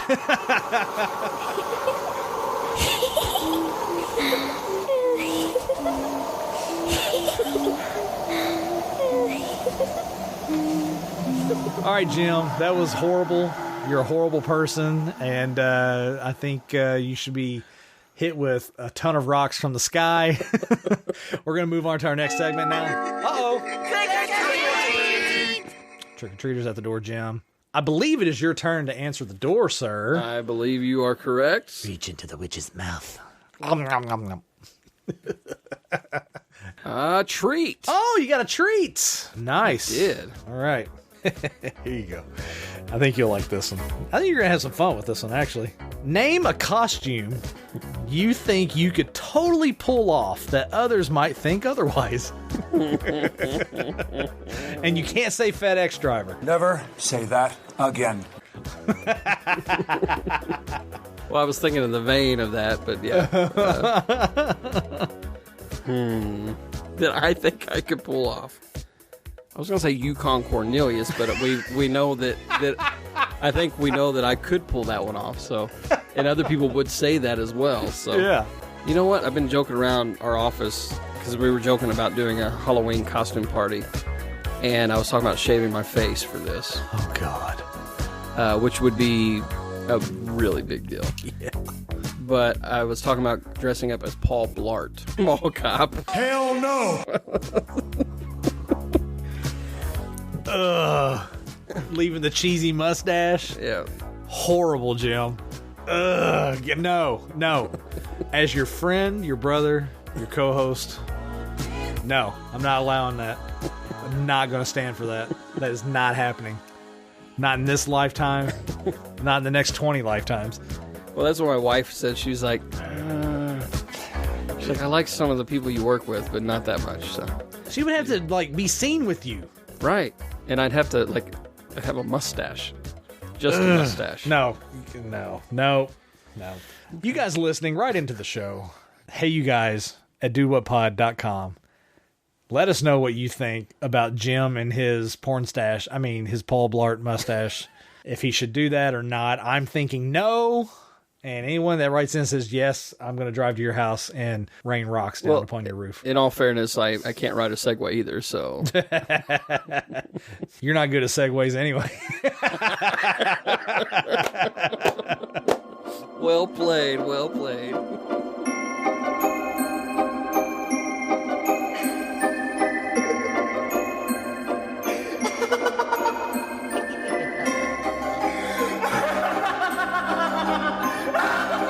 Let's talk about some more scary stuff. Some more scary, spooky stuff, Jim. It is our Halloween special. It is. So, I mean, it only makes sense that we would talk about some scary stuff. We put it out to All Access and on our Facebook page. We wanted people to write in to the show and give us some scary stories, Halloween related, maybe. Some crazy stuff that happened to them. Give us some crazy, scary stories that we could share on air. Goes right along with the theme of our show, of this special. Friend of the show, we already mentioned him earlier, Stephen A. Turner, talking about Quantum Leap. Right. He did not disappoint. He wrote in to us and he shared some scary stuff that has happened to him at his place of employment. And I'm going to share some of that with you guys that are listening right now. And you haven't read this, have you? I haven't. You started to. And then I thought, okay, I need to hand it over to you because I know that you guys used to do ghost hunting. Yes. Which we'll go ahead and link to that. Absolutely. The Ghost Stories episode that you and Steve did last year. Yes. We'll link to that for people that like ghost stories. Mm-hmm. Which is a lot of fun. We talk about some crazy, silly, just out there haunted places here in the tri-state. Along the Ohio River in the Ohio Valley region, so to speak. Some crazy stuff that has happened in our time of being a ghost hunting paranormal group. And we're linked to that show. It's a lot of fun. It's a long episode, but my God, it's got a lot of fun stuff. It was a lot of fun, yeah. I saw bits and pieces of this, and I was like, I feel like Brian should probably lead with this one. Because normally I'd read the emails, but I was like, I think he should probably. Yeah, I'm going to share some of the spooky haunted stuff that Steve sent us. Now, Steve works at a place over in Owensboro called MPD. He's a salesman, and I believe they sell breathalyzers is what they do for police officers, police departments across the country. MPD? MPD. I have no idea what the MPD stands for. Don't even ask me. Monster Protection Department. I like it. That we're going to go with that. And I think I found the title for this episode. But MPD is a very big building. It's a huge building right there on 9th Street in Owensboro. Very big. It's in an old part of town. It used to actually be the old GE building in Owensboro. So it's been there for a very long time. It's got a lot of history. It's just a really big building. People from Owensboro know what we're talking about here. But he's told me some stuff before, but some of the stuff I was reading in this, I was like, what the hell? So do we need to have like some spooky music? Oh, yeah, we'll definitely have some spooky music back there. It'll be a lot of fun. I just want to make sure we're all like... Yeah. I mean, I'm going to set the tone here, little Jim. ghost story around the campfire. Yeah, ambience, it's going to be a lot of fun. We're going to set the mood. We're going to talk about some scary stuff that happened at MPD. Now, we'll start off by saying some of the things that he talked about in here is the fact that the building has multiple floors. Like I said, it's a big building. He said there are multiple floors in the building that have gone untouched for many years. That doesn't sound ominous at all. Well, this next part will definitely sound ominous. It's gone untouched for many years, and it looks as if people vanished from their desks. Everything from Coke cans, old newspapers, and files that are still laying on the desks as if employees just disappeared. Now, there's nothing paranormal about that, but it's so weird that you would have space in a building so big that is still used today, but just has this weird kind of like historic preserved look to it where people just vanished from their day-to-day life. That's the vibe that you get when you walk in there. Don't they have janitors? Well, I mean, like you said, it's on a floor that they don't use. Just don't they don't use that section of the building. Maybe it really is the monster protection department. I don't know. Steve's been holding out on us. He really has, man. Okay. Is that just a fun fact? That's not a fun fact. That's a freaky fact. That's a fun fact to kind of lead into what is going on with the building. Gosh, okay. Ew. It's been stated that there are several overnight cleaning ladies that refuse to clean the building alone because they've had multiple complaints that the building was haunted and they won't come back to clean. Dude, I'm getting chills already. What the heck? I'm telling you, man. I'm telling you. I mean, obviously, like I said, big building. It's got an ominous vibe to it. You got the unsettled nature of these parts of the building that look untouched for years. And then, so now let's just start talking about some of the stuff that has happened to Steve. I wish Steve was here to tell us about it. Right. This was so much fun if Steve was here. This has been great. All right. He said one time he was walking down the hallway, and there's a conference room that's off to the side of the hall that's near the front exit. He said he saw a person coming out of that room out of the corner of his eye, and it made him stop to allow them to come out of the room without running into them. He didn't want to bump into them, so he stopped. When he looked up, there wasn't anyone there, and the conference room that the person supposedly came out of was completely dark. I'm telling you, man, when he sent this to us, I'm reading, I'm like, what the hell, man? So, same conference room. Okay. Same conference room. He had to come in to get some equipment together on a Sunday before he left for a trade show. Like I said, Steve's a salesman. You sell these breathalyzers. He has to get equipment together. He goes off, sets up a booth. People come in, check out their product, all right? So while he's in the office, he heard a loud meeting going on with several people talking. Several people. Now, keep in mind, this is on a Sunday. So he thought it was odd. Strange, even. So many people in there on a Sunday. So he walked down to see what was going on, and when he got in the room, it was dark and no one was inside. This is what I'm talking about whenever I was like, I want to get some spooky, scary stories from our listeners that tie into Halloween. This is fun stuff. This is fun to me. This is fun. I love hearing stuff like this. It's unsettling, but I love it. Yes. I'm terrified, but then I'm also wanting to talk to Steve about marketing opportunities for Dude What now. Or all these trade shows and stuff. But anyway. That's funny. He goes on to say that when you come in the front door, so there's a guard office that stays dark. So it's almost like no one's ever in there. Like in the building? Yeah, like inside the building. Okay. So one afternoon when he was leaving, out of the corner of his eye, he saw someone in the office and thought it was the maintenance man, who he's good friends with. So he stopped to talk to him. When he opened the door and went inside, no one was in there. What? that's not like I saw you out of the corner of my eye. That's like if you're going into a room. Yes, like you saw someone in there. It's not like I saw movement. No, I'm going blind. Yes. So it's one of those like I saw my friend that I know that I interact with. I'm gonna go say hi. Oh shit, he's not in here. And it's still dark. Yes. He still works here? He still works there. Dude, what is your problem, Stephen A. Turner?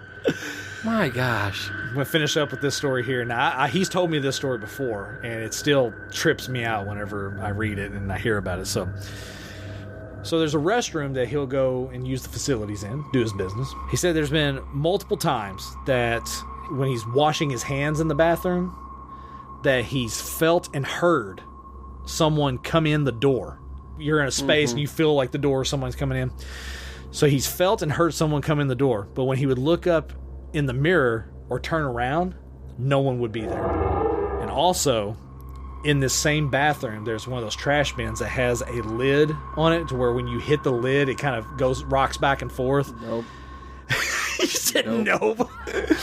He said that trash bin, the top moves back and forth on its own as if someone is throwing something away, but no one is there.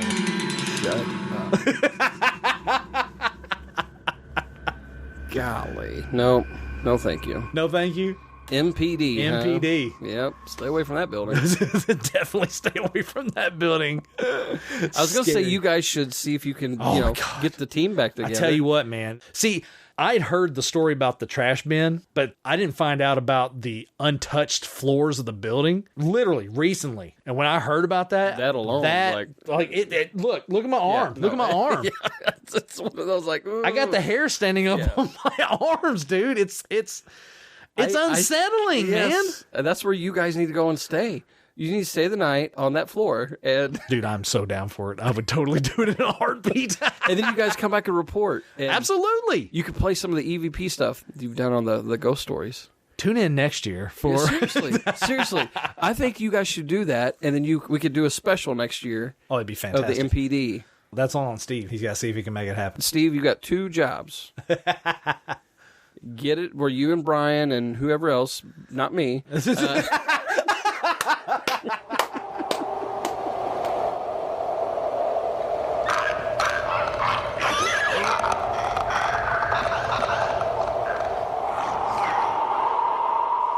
All right, Jimbo, we had a lot of fun recounting Stephen A. Turner's fun paranormal excursions over at MPD. You're not down for going over there, and I don't blame you, but I'm totally down for it. All right, let's move on to the next segment of our show. Oh, hey! We got trick-or-treaters at the door, Jim. I believe it is my turn to check the door. I think it is, yeah. I'll give them some candy corn, and just to mess with them, a canned good. I'm going to put a can of corn and candy corn. Can of corn and candy corn. Let's see. I got a trick. Oh, I got another trick, man.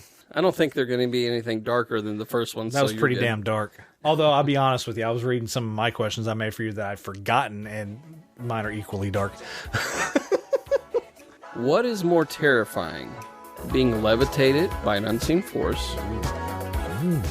Objects being moved by an unseen force? Okay. Or seeing an apparition?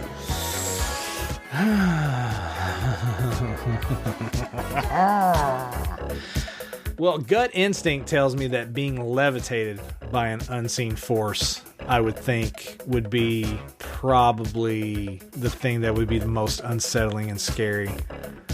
But in all the time of being a paranormal investigator, not having seen an actual apparition, I can't really respond. We talked about the Tales from the Studio Ghost Stories special that we're going to link to, where Stephen A. Turner and myself sat down and talked about all of our ghost hunting excursions. And I recounted a story from the Standard newspaper in Boonville about a large black mass. You guys have to tune in to hear the whole entirety of that story. It's crazy. Yeah. It's absolutely crazy. Yeah. But a black mass is not the same as an apparition. No. That's 2 completely different things. It's between being levitated by an unknown force or an apparition. I'm going to go with being levitated, But I would say that if I saw a full-blown apparition, there's no... You'd be changing your pants? That's what I was about to say. There's no guarantee I wouldn't shit myself. I mean, honestly. Should have wore the brown pants. Whoa, hey! More trick-or-treaters. Where these guys come from? Probably a van load of kids just getting dropped off. Scouring our neighborhood. All right, your turn to draw. All right. Trick-or-treat, trick-or-treat, trick-or-treat, trick-or-treat. Treat. We got treats. This is a really simple question, man. Haunted houses, yay or nay? Now, I'm not talking, my uncle died in this house and I think he's haunting the second floor. No, I'm talking about like you pay to go. You know, I feel like we've talked before about my haunted house experiences. Have we? How, if we've talked about it on air, I don't know. I'll be honest, I have never really been a big haunted house person. Really? In fact, I hesitate to even tell this. I've had a sad childhood. So you know how the church world tends to just replicate everything else? Yeah. They just put like a little spin on it. Yeah. Take something and just really strip it down, homogenized. So there are some churches that have done haunted houses. Okay. Which seems a little different. But they call them judgment houses. What the hell did you just say?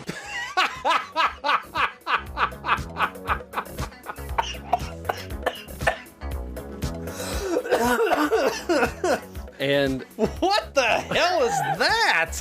They're literally designed to scare the hell out of a person. Yeah, I think we should just leave it there. I shouldn't give you any context. I'm learning so much be like, about religion from this podcast. They'll be like, what the hell is that all about? Yeah. Judgment houses. What? So it's one of these things where they will set it up and you have different rooms you go to, and it's almost like a moving play.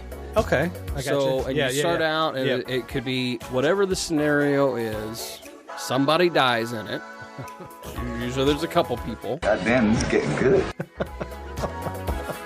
And one goes to heaven and one goes to hell. As you go through the rooms, the story plays out. And then at the end, it's a, hey, give your life to Jesus kind of thing. Because you don't want to go to hell. Is there not an alternate path where you can go to hell and see what that... There is. No, that's the thing. That's the thing. There's a room that they have the heat cranked up. They have like all these portable heaters in there, and they've got it's all red and like flamey, and then there's people groaning, and like it's supposed to be terrifying. The way I just described it sounds more like a cheap porno, but like it.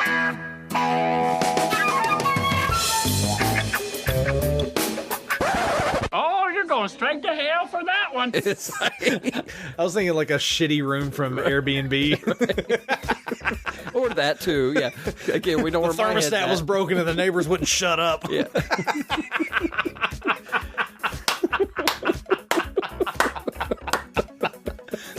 The Yelp reviews on this Judgment House suck. That sounds terrible. Yeah. It is a church's version of a haunted house. That is too funny. Yeah, I've only been to like maybe one haunted house, so I've never really done the haunted house thing. Oh, so. God. And that was... I don't even want to talk about that story.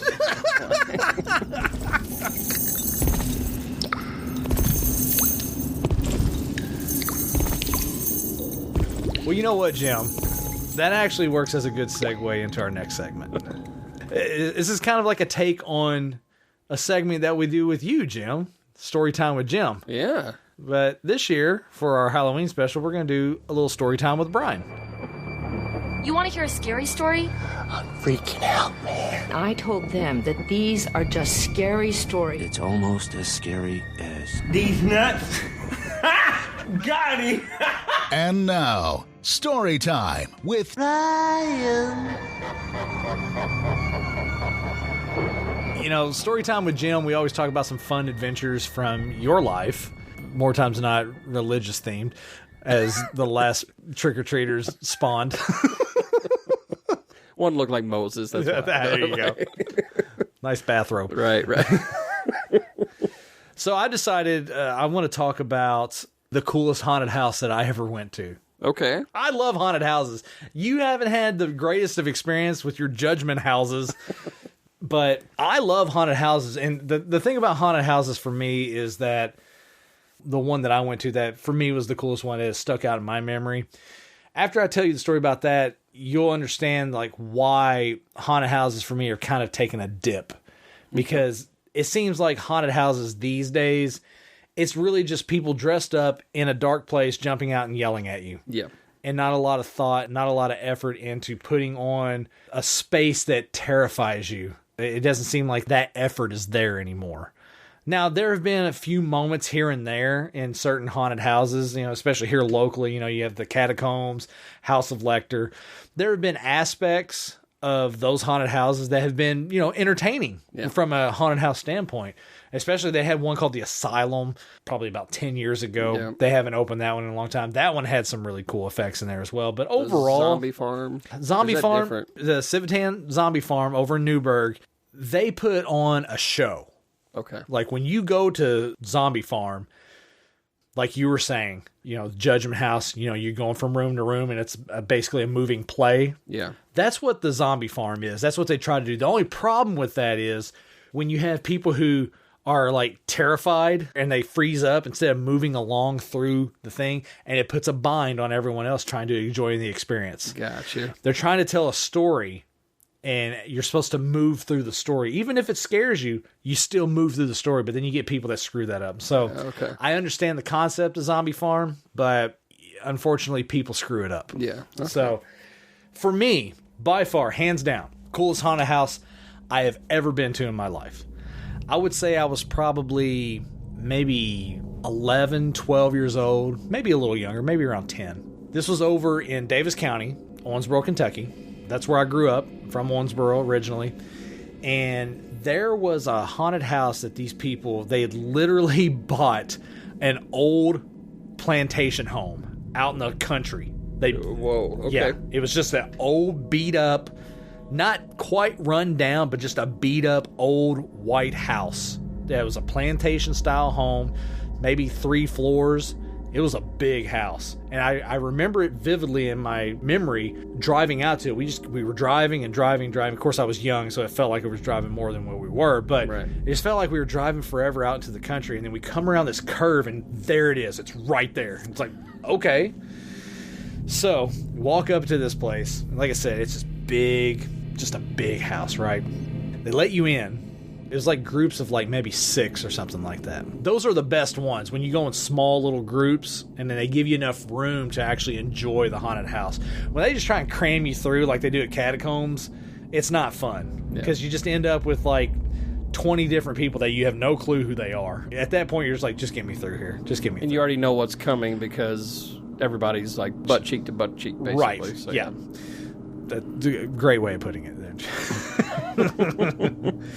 So you go into this haunted house. First thing you do is you step through the door. And as soon as you step through the door, you're in a dark room. They've intentionally walled off that section so it's dark. And they keep you there until you're at that in-between point where your eyes are trying to adjust to dark, but you're not quite there yet. And then they open the door and you go through. As soon as you step in, the very first thing you do is they have like a pool on the ground of like green, nasty looking liquid. It's like bubbling and they got the lights glowing on the side, and so it creates this weird ambiance, and it's got a rickety kind of like footbridge that goes over it, so you have to walk over. So right then they're creating in your mind this unsettling. It's like, was something going to come out of the water? Something going to come from over here? They're already messing with you from that point because they just, by simply just having you walk over a little rickety old bridge over a pool of green liquid that's bubbling with neon lights and black lights and stuff. So you're like, okay, that's pretty crazy. You're going from room to room and they got it like decorated up. It's like old style home. You got skeletons and all kinds of stuff. People dressed up and they're coming at you from different directions. So you're like, okay, this is pretty unsettling. But then they start having you make your way up to the second floor. Now, keep in mind, like I said, this is an old plantation style home, so it's big. Yeah. All right, so when you first go through, you're only going through one part of the first floor.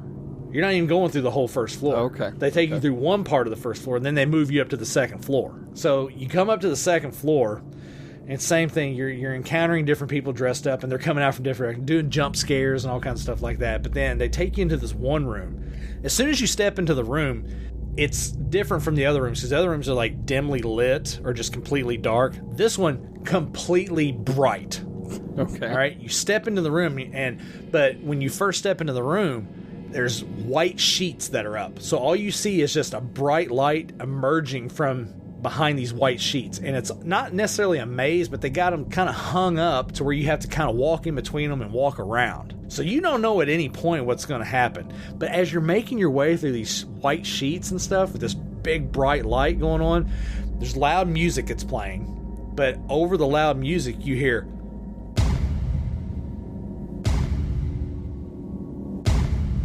and it's getting louder and louder and louder, and you don't know what the hell's going on. You come around that last sheet, and in the middle of the room is a dude dressed up in a mummy outfit, full on mummy garb, right? Okay. He's holding a giant screw, like it's huge screw. He's holding it by the cap. He's holding it right in, and he's banging it on the floor, and he's walking towards you. And at that point, you have no choice but to run. Because he's coming at you. Yeah. And so you dart, like everyone just darts past him as he's coming at you. That visual, and there's like a strobe light going on too behind him. So you have the white going, you have him banging on the floor, the loud music, and it's just getting louder and louder, the strobe light going on. It's messing with your senses, and you just take off running past him. It's crazy. It was unsettling. You know, we talked about nightmares earlier. Yeah. That was the stuff of nightmares for me for a long time. That stuck with me because it was just so trippy. So once you get out of that room, you're like, okay, there would be a moment of like catching your breath. But as soon as you come out of that, it's like a narrow hallway that leads to stairs that go downstairs. And as soon as you come out into that hallway, there's a guy with a mask, like a crazy, crazy mask. And there's one light over his head, and it's like an orange glow. And he's slowly walking towards you, but you don't hear him. Like, you don't hear him. People are coming out in the hall, and they're like, where do we go? Because it's so dark. But at the end of this hall, it's just one orange light. And he starts creeping towards you slowly. And you don't hear him until someone spots him, and then everyone freaks out. Yeah.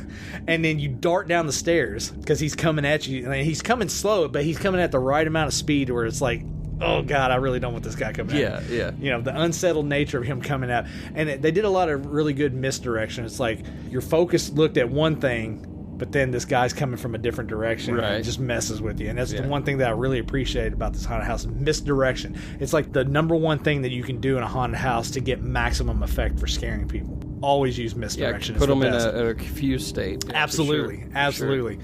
And talking about that leads up to the big part of the haunted house that really ties it all together. After you make your way down the stairs from the guy creeping at you down from, at the end of the hallway, takes you downstairs back to the main floor, and you're working through, a couple of the rooms that are there, and it's like, they got stuff set up, more people coming out doing jump scares. It's dark. They got little strobes going here and there, messing with your senses, but it leads you into this interior hallway. It's like the middle of the house that circles around and goes around the edge of the house. It's really a weird setup. As you come down this hallway, it's narrow, and it's almost as if they made it intentionally to where it keeps getting narrow and narrower, so everyone's more filed in line than they are kind of like side by side, right? Okay, yeah. And so we talk about misdirection. As you're coming down this hallway, it's completely dark, but then you see up ahead like a glow, like a soft glow, and you realize it's candles. Love this. This is the best. Oh, it's so good. So you're walking, you're getting closer to this glowing area, right? It comes down to this narrow thing, and it opens up into like this little cubby. It's like space over on this side, on the right, and then there's space on the left. And the space on the left, those big old style bathtubs, like the big ones that they rest on their feet and they're above ground. Yeah, with like little claw feet or whatever. Yes. So they have one of those. And it's sitting in this little cubby to the left, right? And there's candles all around, and the wax is dripping down on the side. And you look in it, and the tub is filled with quote-unquote blood, almost filled to the top. And so you're looking over there, and you're thinking, something's about to jump out of that blood. Something's going to come out of that blood, right? Classic misdirection. You're looking over here to the left, right? Right.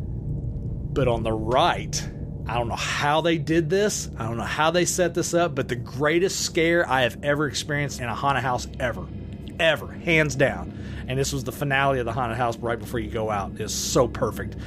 Misdirection got you looking over at the bloody bathtub with the candles dripping in it. It's got the glow and the ambiance, and it's dark and it's mysterious.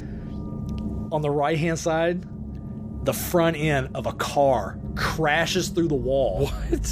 What? Yes. The front end crashes through the wall, and they have the lights on high beams, and they have the horn rigged up to where it's they have it set up to where when it crashes through the wall, it stops just in time before it hits anybody. And so they have it set up to where when you're walking, you're not going to get hit. Right. But the classic misdirection, they have you looking at the bloody bathtub, and then this car comes crashing through the wall. It was insane. I cannot tell you how high I jumped, man. It scared the ever-living shit out of me. Wow. And it has stuck with me to this day. And after that, you make your way through and you go back outside, and then the people that were working there, and give you little treats. You get like a little goodie bag or something for coming there. And it was a lot of fun. But that car crashing through the wall has been a centerpiece in my brain for haunted houses, and the idea of how to do proper misdirection and a proper jump scare. Yes. It was perfect 1-2 combination between the two, of the jump scare and misdirection. It was perfection personified within a haunted house. I don't know how they pulled it off. I don't know how they did it, but the genius behind it has stuck with me to this day. And so that was the story of the coolest haunted house I've ever been to. Nice. I say between your experience there and my judgment housing, we should have a Dude What haunted house. It's just showing Rosemary's Baby over and over God. The worst of horrors that no one would ever go to.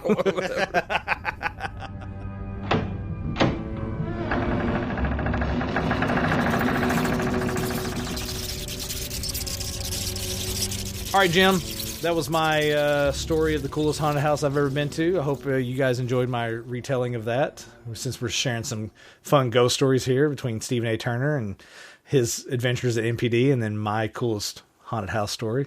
A lot of fun. Your Judgment House. I think your Judgment House is more terrifying than my haunted house. Mine was just fun and cool. Yours is like depressing and like guilt-ridden. Right.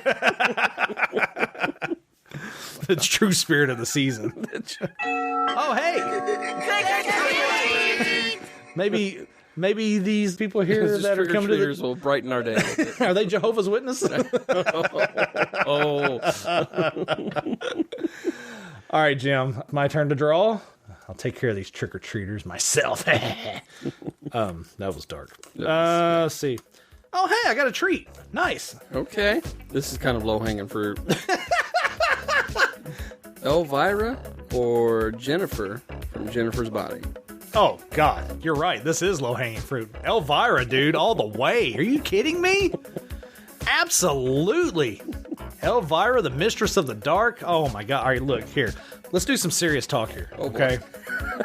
I have loved Elvira ever since the first time I saw her when I was really young. I don't know. There's something about her.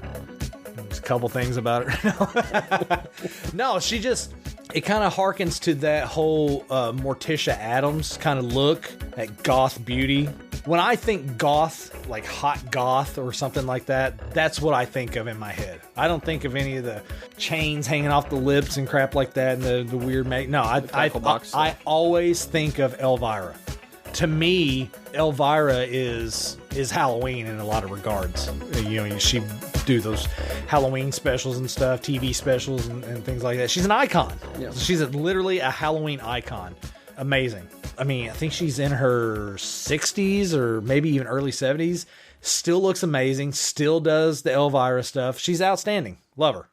Told you. Low-hanging fruit. All right, Jim. Now that we got the trick-or-treaters off our doorstep, we have something here that we are going to do that is so much fun for us. This is kind of the crown jewel, so to speak, of our Halloween special. This is what people have come to know us for, really, with regard to that Halloween special. This is a big deal for us. We have a lot of fun when we do this. We're going to do the horror icons Tournament of Death. Let's get ready to Jim, when we started this podcast, way back in our youth, 2017, man. 2017, we decided to go big or go home with our Halloween special, and we introduced the Horror Icon Tournament of Death. It's so much fun. We set the bar pretty high on that first Halloween really special. did. We really absolutely did. Horror Icon Tournament of Death. We took fictional characters from horror films, scary movies, and the such, and we pitted them in a combat to the death. I'm going back to roots on this one, man. Going back to our original roots, the old school Tournament of Death. Way back in the day, on the very first one we did, we had 4 number 1 seeds. The big bads. Yeah. All right. Back in the day, it was Michael Myers, Jason Voorhees, Freddy Krueger, and Leatherface. Those were our 4 big bads. They had automatic first round buys because they were the 4 big bads. They went straight to the second round. And then we had 8 other combatants that battled it out to go to second round for a chance to face them. Yep. We set it up NCAA tournament style, single elimination. You get beat, you're out. You're done. You're gonskis. Go back in our archive. DudeWhatPod.com/specials. Check out our Halloween specials from back then. You got to go back and listen to the Tournament of Deaths. There's so much fun. There was a big Dude What reveal that first tournament. There's every Halloween special. I've rectified that since then. There's been so many reveals with regard to Halloween and you. You know, I should have seen the signs. If you had told me judgment houses before, I would have known all this. You would have been like, oh, okay. Yeah, everything else makes sense, except for his love for the Leatherface. I don't know where that comes in at, but whatever. So I'm going old school again and bringing it back. We're going to have 4 big bads. Okay. 4 number 1 seeds that are going to bypass the first round, go straight to the second round. Our 4 number 1 seeds. Now, this is completely random. The 4 number 1 seeds, I picked them. I chose them specifically to be our 4 number 1 seeds. But their seeding and where they place is completely random. It's all completely random. We're not taking this shit seriously, guys. All right, this is just having fun. You know, there's gonna be one listener. Yeah, who's gonna be writing in. Come on, man! How do you get a higher seed than this other one? Just for the win. She would be the one. So, our 4 number 1 seeds this year. Are you ready for this? This is gonna be so much fun. This is all new stuff. All right, new territory. We're having so much fun. We're going back to our roots on this one. All right, first number 1 seed, the Blair Witch.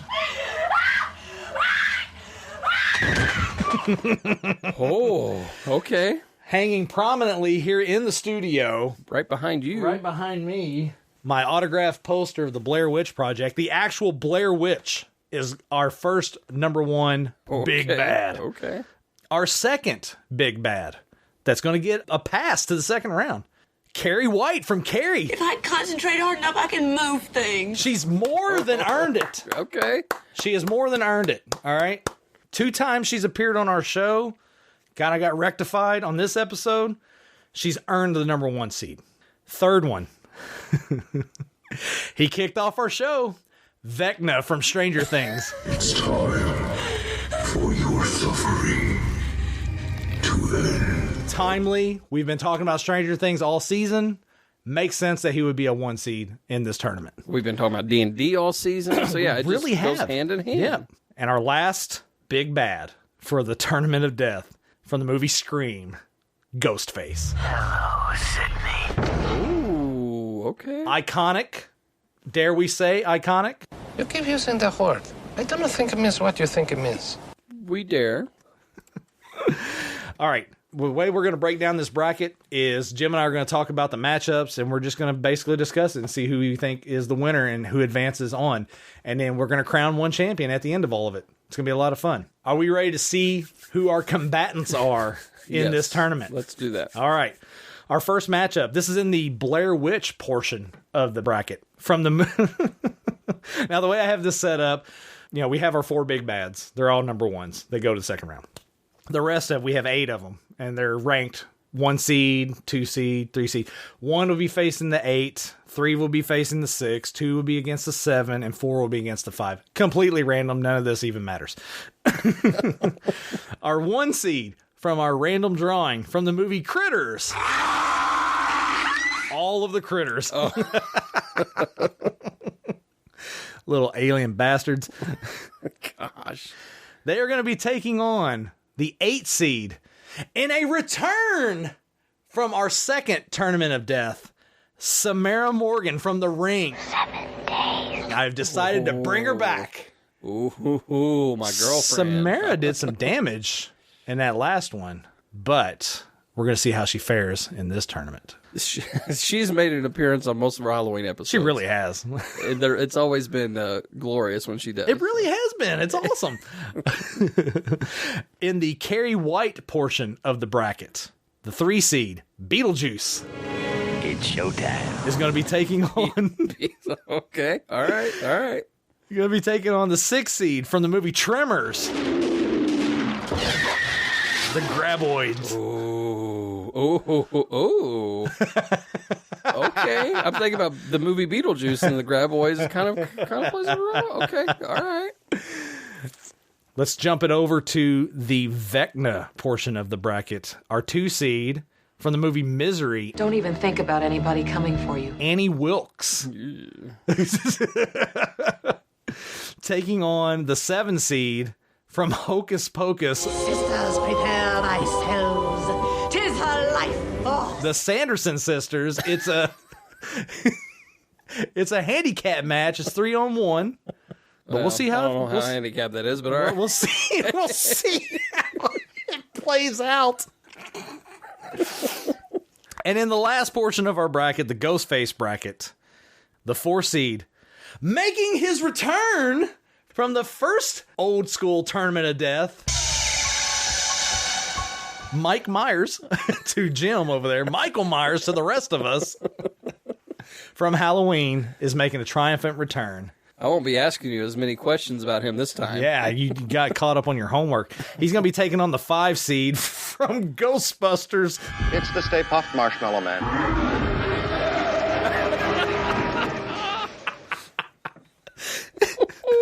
All right, let's ring the bell on this. Let's start in the Blair Witch portion of the bracket. Critters taking on Samara Morgan from The Ring. Look, here's the thing. The critters are annoying as hell. Yeah. They're a little bit dangerous because of the teeth and their size. They can move really fast, but it's frickin' Samara Morgan from The Ring. Okay, so I'm a little partial to Samara. Yeah. And it's been so stinking long since I've seen the critters, man. But from what I remember, yeah, I would have to give it to Samara just because I like her. Absolutely. Absolutely. Samara. Ruined the TV in the living room, whatever. But That's okay. That's okay. We're fine with that. Taking on the critters, from what I remember of them, that she would win that. I agree 100% with that. All right, moving on to the Carrie White portion of the bracket. We got Beetlejuice taking on the Graboids from Tremors. Any thoughts on this? Well, Beetlejuice is dead. Yes, he is. And from what I remember in that movie, he became basically his own Graboid at one point. Did he not? I vividly remember a black and white striped Graboid. Yes. Yes. Where he basically became a giant snake with his head and so he basically became a Graboid. So he neutralized the Graboids. Yeah, so I think he can fight on their territory, but he can morph and shape. But Gina Davis did ride a snake. Careful. Oh my. Excuse you? Not that snake. She rode one through the ceiling and ate him during the seance. Yes. Yeah. So, I mean, all right, let's put it this way. If he turns himself into a snake/Graboid and fights them on even ground, would you give the edge to Beetlejuice?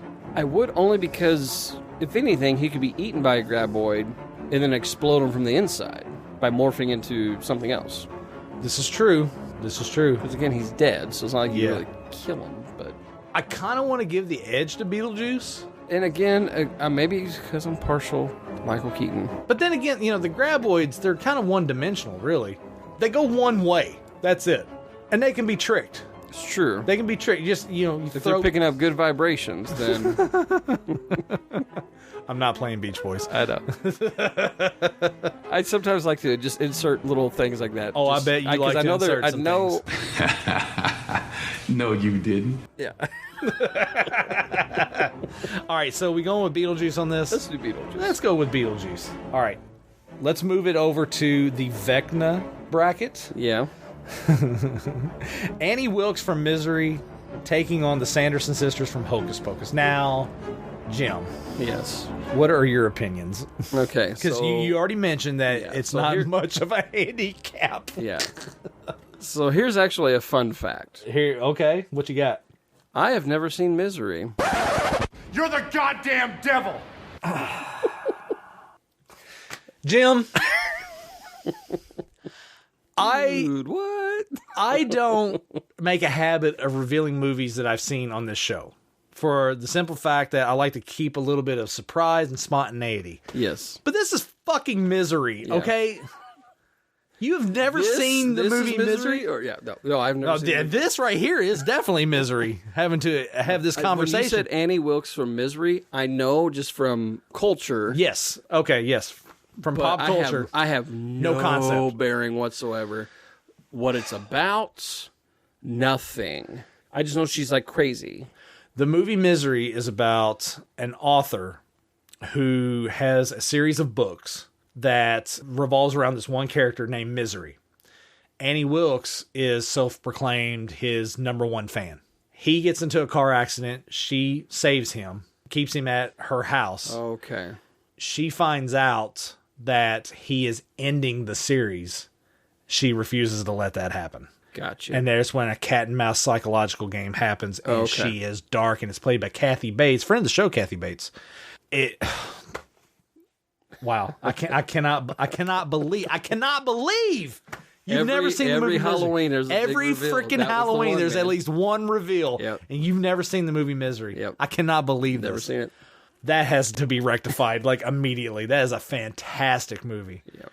James Caan. Oh my God. Yeah. So good. Yep. Never seen it. So good. All right. Well, you have no frame of reference on this. I just know and see, like, it's kind of like when I revealed I'd never had seen Halloween. I was trying to describe Mike Myers.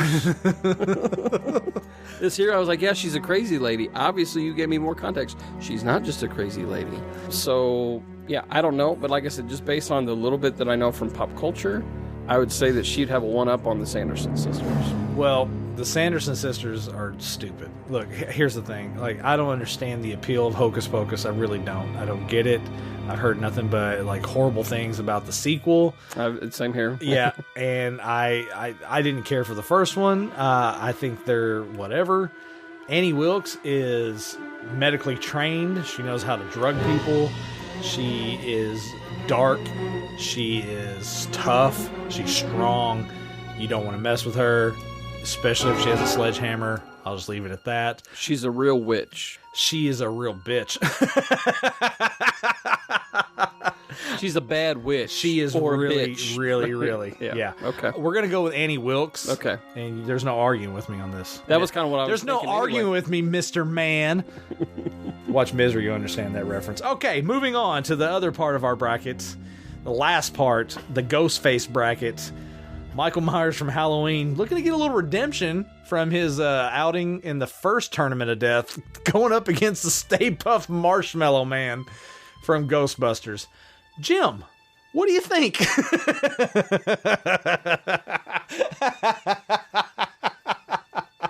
Well, you're just like, what the hell are we doing?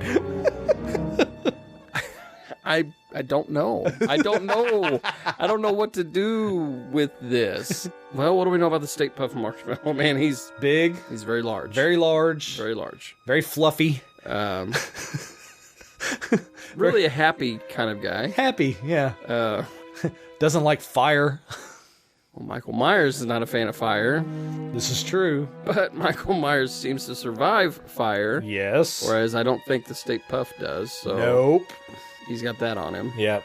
Michael Myers carries a very sharp knife with him. With the slashing... That might be neutralized, though, because it's Stay Puft Marshmallow. Well, I don't know. okay. Because I look at it from like typing words per minute. For him, it's like slashes per minute, right? Like, are you saying like he started with a foot and just chop him down? Like, I think he's like a chef show where he's like chopping an onion. Instead, he's just chopping the marshmallow into little mini marshmallows. Oh, I just see that. What happens if he chops him into mini marshmallows and there's like multiple Stay Puft Marshmallow Men coming after him? Well, I mean, I think he's chopping them up and throwing them in the pan, right? Like, just like in the fire. He's chopping them up like by a campfire. Yeah. He's just making s'mores with the Stay Puft Marshmallow Man. He stole some kid's chocolate. Michael Myers just sitting by a campfire with a Stay Puft Marshmallow making s'mores. He's got all the people that he's killed, their bags of candy, and he's just adding chocolate with the marshmallows. He's got chocolate and mallow cream smeared all over his mask. But the mallow cream just blends in with it, so like you don't know. That's why his face is white in the first place. It's just a man wanting a marshmallow. That's why he's so slow, because all the weight he's packed on. That's why he always comes out of Halloween. I just want a fucking s'more. That's all. Just Michael Myers with a pot belly. It's like, oh, that's why he's so slow stalking everybody. He's fat. He has no cardio. He cut up Graham. No, he was wanting a graham cracker. He wanted a graham cracker. He just wanted a graham cracker. He's making s'mores, damn it. Well, he killed Graham, yeah. But yeah. It's just... God. He's just a man looking for a s'more. He's just looking for a s'more, damn it. God, you gotta look down upon a man trying to find a delicious treat? I mean, that's my breakdown. You judgmental bastards, how dare you? This is Halloween, for God's sake. Anyway, all right, so we're going with Michael Myers. God. Oh, Jesus. Okay, that is the end of the first round. Let's ring the bell on the second round. All right, bring it back up to the top, man. This right here might be the matchup of the tournament. I think so. I'm putting it out there right now. I made a conscious effort to have more female representation in this particular bracket, in this particular tournament, and I think we have just nailed probably one of the biggest marquee matchups ever. Blair Witch, the Blair Witch, taking on Samara Morgan from The Ring. Talk about a dynamic matchup. Let's weigh the pros and cons on this. Samara, we already know her powers. She's brought through the VHS tape within 7 days, or at the end of 7 days. She comes through, she wrecks everything, and she is a force that you do not want to mess with. The Blair Witch, however, we're talking possession. We're talking evil entity. We're talking about being able to cover a large ground. Literally, the Black Hills Forest. Does it come down to a question of where this battle takes place? Well, if the Black Hills Forest has a well. Ooh. Good call. Because I'm also thinking the victims of the Blair Witch and the victims of Samara are very similar in how they are left. Yes. Very astute observation there, sir. Both of their victims are basically terrified. Absolutely. To death. But here's the thing, though. Samara doesn't screw around. No. I say that, but Samara also gives 7 days. That's true. The Blair Witch basically forces one victim to stand in the corner while killing another one, and then takes the other one in the corner. So where's the edge? Where's between the two toying? Because Samara gives 7 days, and the Blair Witch screws around with people. Who has the edge on that? Which one is more detrimental? Is the waiting the 7 days? Is that bad? Because people are still getting wrecked after 7 days. Regardless. Is Blair Witch the type that is kind and rewinds? Oh, I'm thinking no. I'm thinking the Blair Witch does not rewind. The Blair Witch does not rewind VHS tapes. I think it's safe to say that we can assume that in this battleground setting, that is a very important detail that means absolutely nothing to what we're talking about. I was just thinking, if you're rewinding, does it extend just to mess with her? You said 7 days, I'm rewinding it, so now it's 14. Yeah. 14 days. Ooh. You know, does the Blair Witch have to pay late fees? Now, this is a very important... We should call the only Blockbuster left. If in Family Alaska, Video was ask them. still open, we could call and see if the Blair Witch has late fees that have not been paid. Okay, let's look at it in this light. If Samara Morgan was the manager at Family Video and the Blair Witch did not return their VHS copy of The Ring back in a timely fashion, does that alter your opinions of how this battle plays out? Well, because then Samara would have to stand in the corner while she takes out Frank, the part-time, the assistant manager. That's Family Video. The part-time assistant to the manager? Yeah, the assistant to the manager. Well, how long do you think Samara would have to wait? I don't know. Do you think Samara waiting in the corner is a longer wait than the 7-day wait? 7 days, yeah. Ooh. Or less. Maybe less. I think it would be less. Does the Blair Witch take out Samara? This is bullshit if that's the case. Because Samara's waiting 7 days before she comes to attack, then... Man! I mean, this is a really whacked out technicality of all of this. It really is. I did not know that VHS rental protocol would come in so heavily in this battle, but here we are, Jim, and this is what we do. All right, this is one thing you did not plan for. This is the breakdown that we provide here on Dude What. Damn it! Did not factor in the VHS protocol. Look, here's the deal, man. If Samara's waiting around for 7 days, the Blair Witch is not going to dick around with this, as we say on the streets. No. All right, the Blair Witch is going to pull Samara out of the corner and go crazy apeshit. Well, here's the thing, because even though there's been a movie about the Blair Witch, there's still not a lot known about the Blair Witch. Right. Damn it. All right. It's the Blair Witch. We gotta go Blair Witch. We kind of have to give it to her. It's the Blair Witch. My goodness. Which just makes me kind of sad. It makes Can me we play very sad. taps for Samara? That's probably sacrilege or something. Sorry. Yeah, we'll definitely do it. Okay. All right. The next part of the bracket. Second round matchup. Carrie White, the movie Carrie, taking on Beetlejuice. So, here's the thing. We're pretty certain to some degree that Carrie White is probably in some way associated with the devil. That's fair. Even though she is a sweetheart of a girl and she has been mistreated her whole entire life, it's not her fault. It really is not. She's just doing her best. She's trying. She's trying harder. She's definitely trying harder.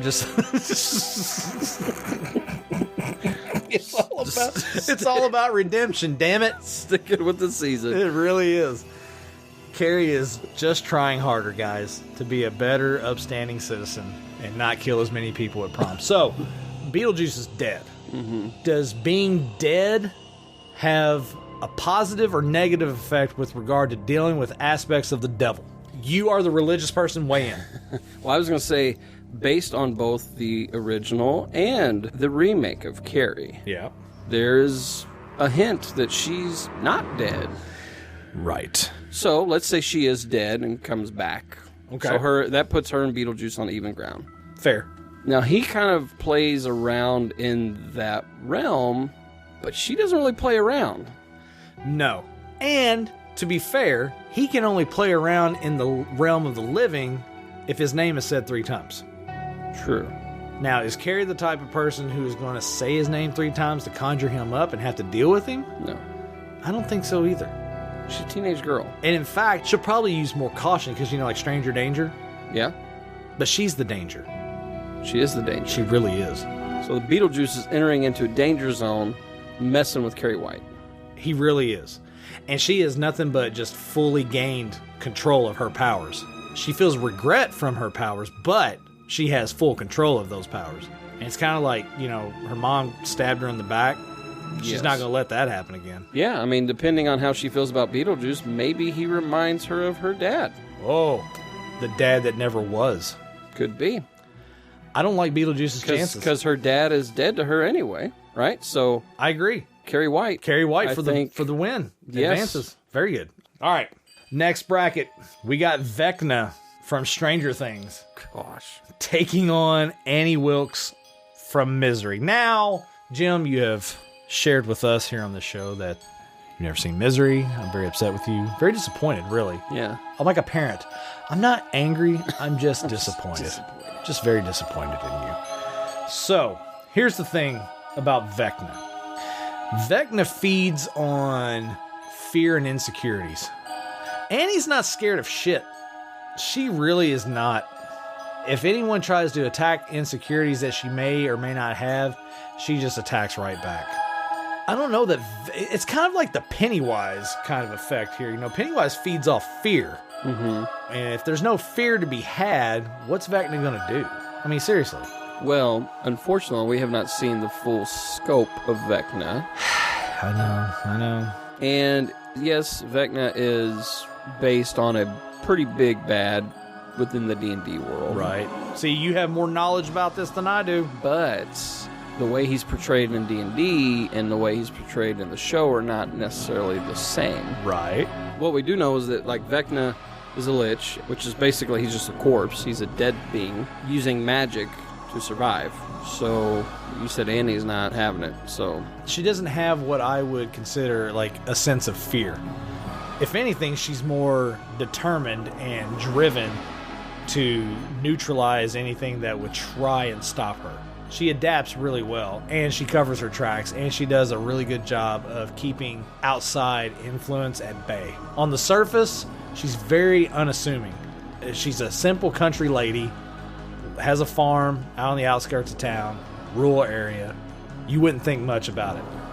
But once you enter her house and you see the sinister side of her, it's pretty scary, really. I don't know that Vecna would have any kind of effect on her, honestly. And but the thing is like, he can't really just be killed. He kind of just respawns. Right. I can almost see them morphing together, and him almost feeding off of her. You know? Like, look, that's not beyond the realm of possibility. I'm telling you, like... I mean, if he puts his mark on her... I think the two of them, I don't even know if they would be like a possession kind of thing. It'd almost be like a partnership. Yeah. Are they joining forces? I could see that happening. I think they're joining forces. All right. I don't think that's ever fully... I mean, we've had the shark possession, but we've never had, like, tag team. I feel like that it would kind of be an equal matchup almost where they would... Yeah, I think that they would find a common goal and work towards it. I think you're right. Vecna Annie. Yeah. Or Vecna Wilkes. Either way, it sounds horrible. All right, so they've combined forces in a way, so to speak, through some weird symbiotic kind of possession. It's a first for this, really. Not demonic possession, but just kind of like otherworldly possession. So we're going to stick with that. All right, our last matchup for round 2 in the Ghostface bracket, Ghostface from the movie Scream, is taking on your friend Mike Myers. Mike Myers, yeah. Or... we should just say Michael Myers. Michael Myers. Yes. Yeah. 'Tis the season, am I right? Is. Yeah. It really is Michael Myers' season. It really is. I think so. All right, so what do we got going on here, man? Ghostface has really been many different variations, different people throughout the Scream franchise. Michael Myers has been the same old deadish. He's like a Timex, man. Yeah, he just keeps really ticking. is. I mean, chop his fingers off, you stab him, you shoot him. Fill him full of marshmallow. What can Ghostface do to Michael Myers to bring him down? I see Michael Myers just licking his fingers as he's heading towards Ghostface. Like, yeah. It's like, is he licking his fingers because he wants me that bad, or is he? No, he's got marshmallow. He's got marshmallow. He's got mallow cream. Mallow cream.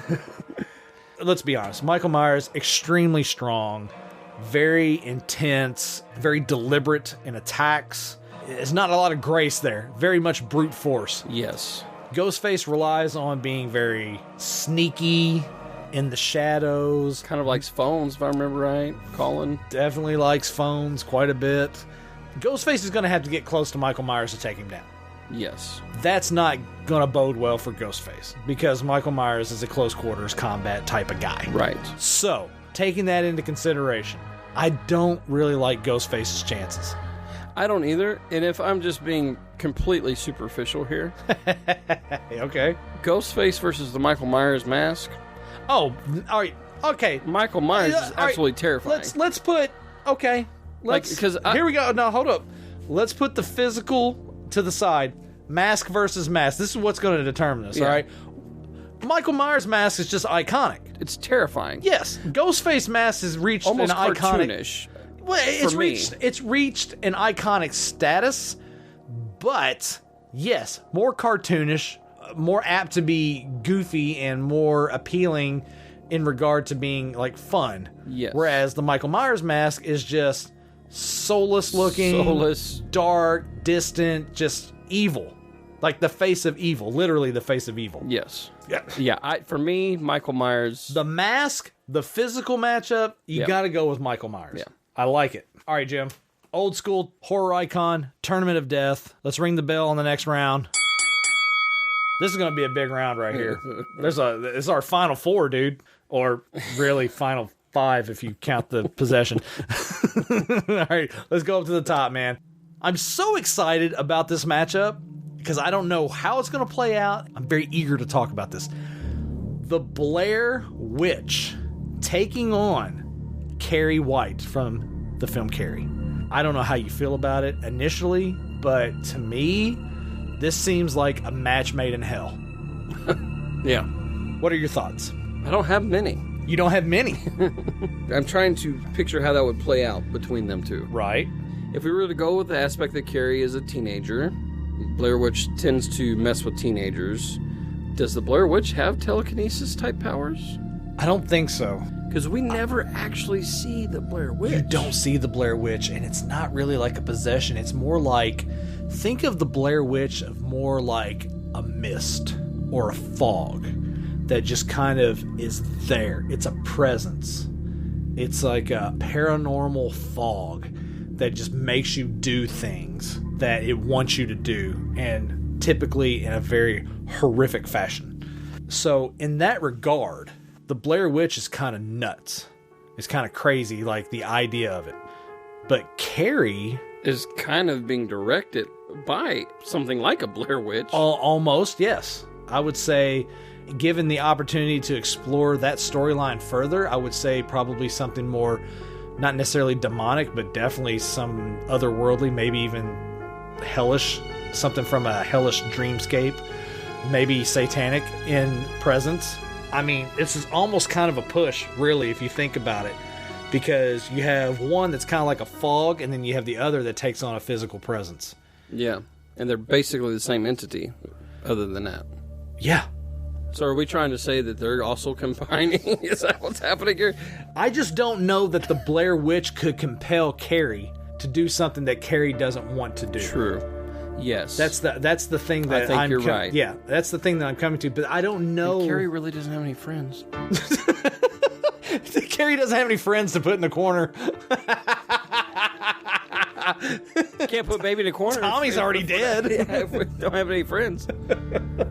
Sue's not leaving the house. She's pregnant. What if that's the loophole? That Carrie doesn't have any friends? Carrie doesn't have any friends, so she can't be controlled that way. Like, you know, that's fair. I'm just saying. That's fair. And Carrie killed her mom. Literally, Carrie is all by herself now. If we're assuming, based off the ending of Carrie, that Carrie is still, to some degree, alive, yeah, Carrie doesn't have anyone except herself. So the Blair Witch using other people to affect Carrie is neutralized. She's been a loner most of her life. Are we giving this to Carrie? That is outstanding. I don't know how, but yeah, I think so. I like it. I think so. Look, again, I've said it before and I'll say it again. This is only the greatest of top-notch analysis in a fictional setting that you will ever get, and it's here at Dude What. You don't get it anywhere else. None of those other cut rate podcasts. All right, our next matchup for the Final Four. The Vecna Wilkes, Annie Vecna 1. I'm sorry, can you repeat that? Whatever the hell their name is. They're combined. They're together now. Vanny Kilts? Vanny, my cousin Vanny. What the fuck is your problem? Vecna and Annie joining forces in one condensed body, taking on Michael Myers. Here we are again. We're back to the same discussion that we had in the previous round. Yeah. Talking about the idea of fear and insecurities, things that can be fed on from an emotional standpoint that help fuel the fire for Vecna in this setting from Stranger Things. Because Vecna fed off of those who were having emotional troubles, those that were distraught. Yes. The things, these people that had regret, had issues that they were dealing with in their personal life that they talked about with their counselor behind closed doors. Vecna fed on that, used it as his fuel. And Michael never really talked to his therapist, so.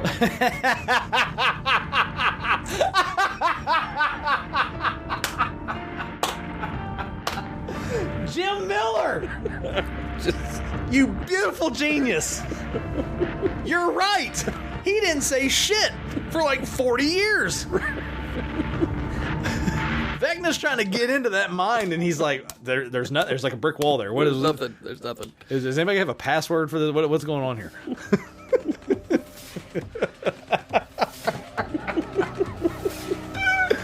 So I think Vecna's neutral. I picture Vecna with like a tie sitting at a desk, and his boss comes in. Hey, did you crack that code yet? I cannot get anything on He's this just got guy. a stress ball in his head. Stress ball in his crazy hand, and he's typing with the other. I got nothing. He saw boobs when he was a kid. That's all I know. That's after watching tons of video. That's the one thing I can tap into. He saw titties. Yeah. How many movies are there? Yeah. I've been watching all the tapes, and that's all I got. I got nothing. He saw some titties. That's all I know. Look, man. He all hasn't right. said anything since. I think that neutralizes Vecna. It has to. I mean, seriously. Yeah. Like, Michael Myers is a blank slate. You're getting nothing from him. Yeah. Absolutely. And I think he's nothing to feed off just of. as relentless as Annie, if not more. Oh, way more. Way more relentless. And I keep thinking of the new reboot of the Halloween franchise. Yeah. Yeah, I mean, I almost see Annie as like Laurie in a lot of ways of just being relentless and coming back, but... Yes. Look, here's the thing. In our original Tournament of Death, it was kind of like the whole unstoppable force versus the immovable object matchup whenever we had Jason Voorhees and Michael Myers face each other. Now, we've gotten backlash over that over the years, and that's fine. You guys are entitled to your opinion. Right into the show. We'll talk about it, okay? Hey, you guys at DudeWhatPod.com. But, truth of the matter is, Michael Myers is a formidable opponent. He has attributes about him that make him very strong in this setting. Yes. For sure. And it's all about matchups. It is all about the matchup. And the matchup right now between Michael Myers and Vecna Annie, like we said, we've neutralized the Vecna aspects of it. From an emotional, spiritual, mental aspect, Vecna's got nothing on Michael Myers. He's getting nothing. So now it becomes down to a physical matchup. Even if Vecna takes a physical form and comes into the real world, can he do anything to Michael Myers? He's freaking strong. In the mind, Vecna is probably king shit. But he ain't getting shit off of Michael Myers if you're trying to go into the mind fight. Yeah. Because there's nothing there. Michael Myers doesn't need to run up the hill.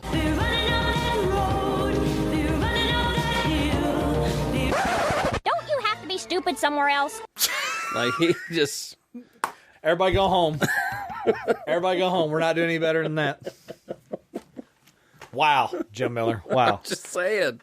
I think Michael Myers takes that one. I'm giving it to Michael Myers. Incredible turn of events here in the 2022 Horror Icon Tournament of Death. Michael Myers. I think he just has extra energy from all the s'mores, and it's just really pushed him into this. He's riding a chocolate high right now.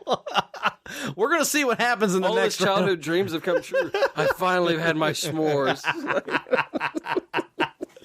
All right, here we go. Ring the bell, man. Final matchup of the Horror Icon Tournament of Death. The old school. This is crazy. We got Carrie White from the movie Carrie.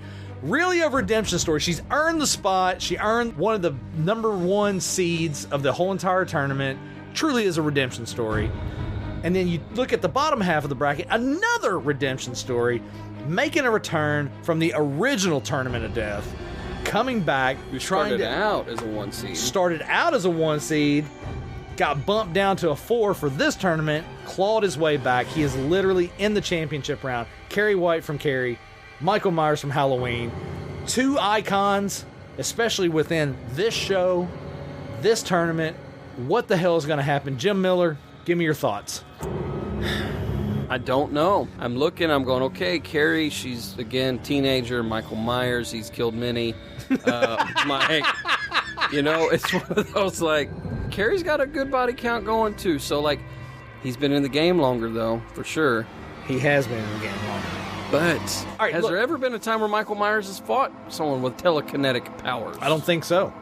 Now, if this was Jason Voorhees, I could say that there might be some differences there because Jason Voorhees has fought someone with telekinesis powers. Yes. Okay? But we're talking about Michael Myers here. Now, Carrie, if we go based off of what we've already talked about within the different rounds of this tournament, it's safe to assume that Carrie has been quote-unquote dead and is coming back, or maybe she wasn't dead at all.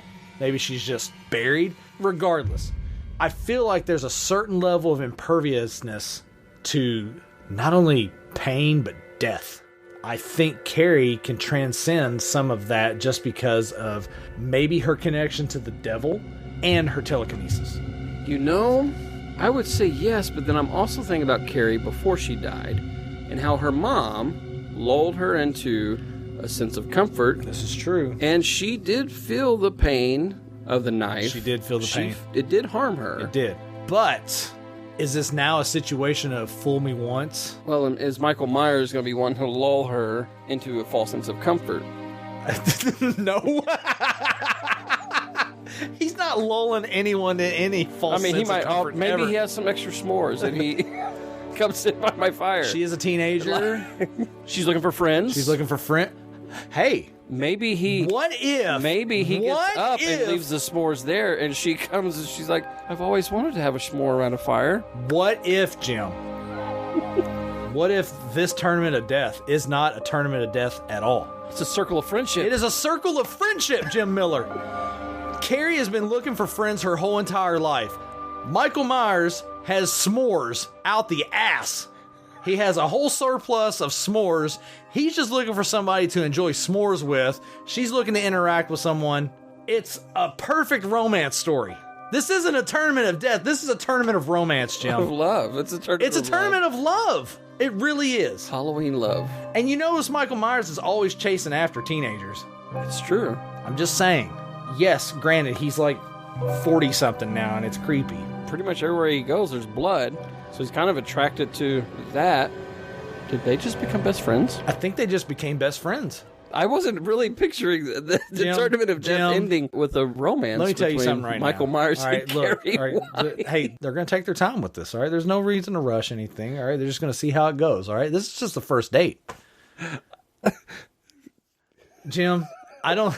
Imagine me and you. Hey, dude. I just hear that playing and seeing them walking hand in hand. Jim, this year in this tournament of death, there are no losers. Well, except for all the other ones that died. Except for they're losers. Else. But in our... Are we really doing this? In our Michael championship, Myers and Carrie White? Carrie White and Michael Myers is the match made in hell/heaven/earth. They have moved the heavens and earth. They have found love in the tournament of death. They found love in the tournament of death. And it's all thanks to chocolatey goodness marshmallow s'mores. God bless the broken road. So happy together.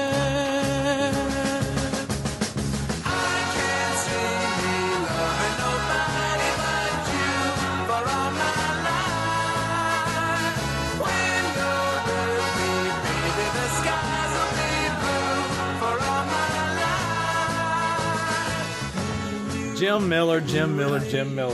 I never thought that our horror icon tournament of death would turn out like that, but it turned out to be a love story. It really was. Two desperate, lonely hearts found their way in this tournament to each other.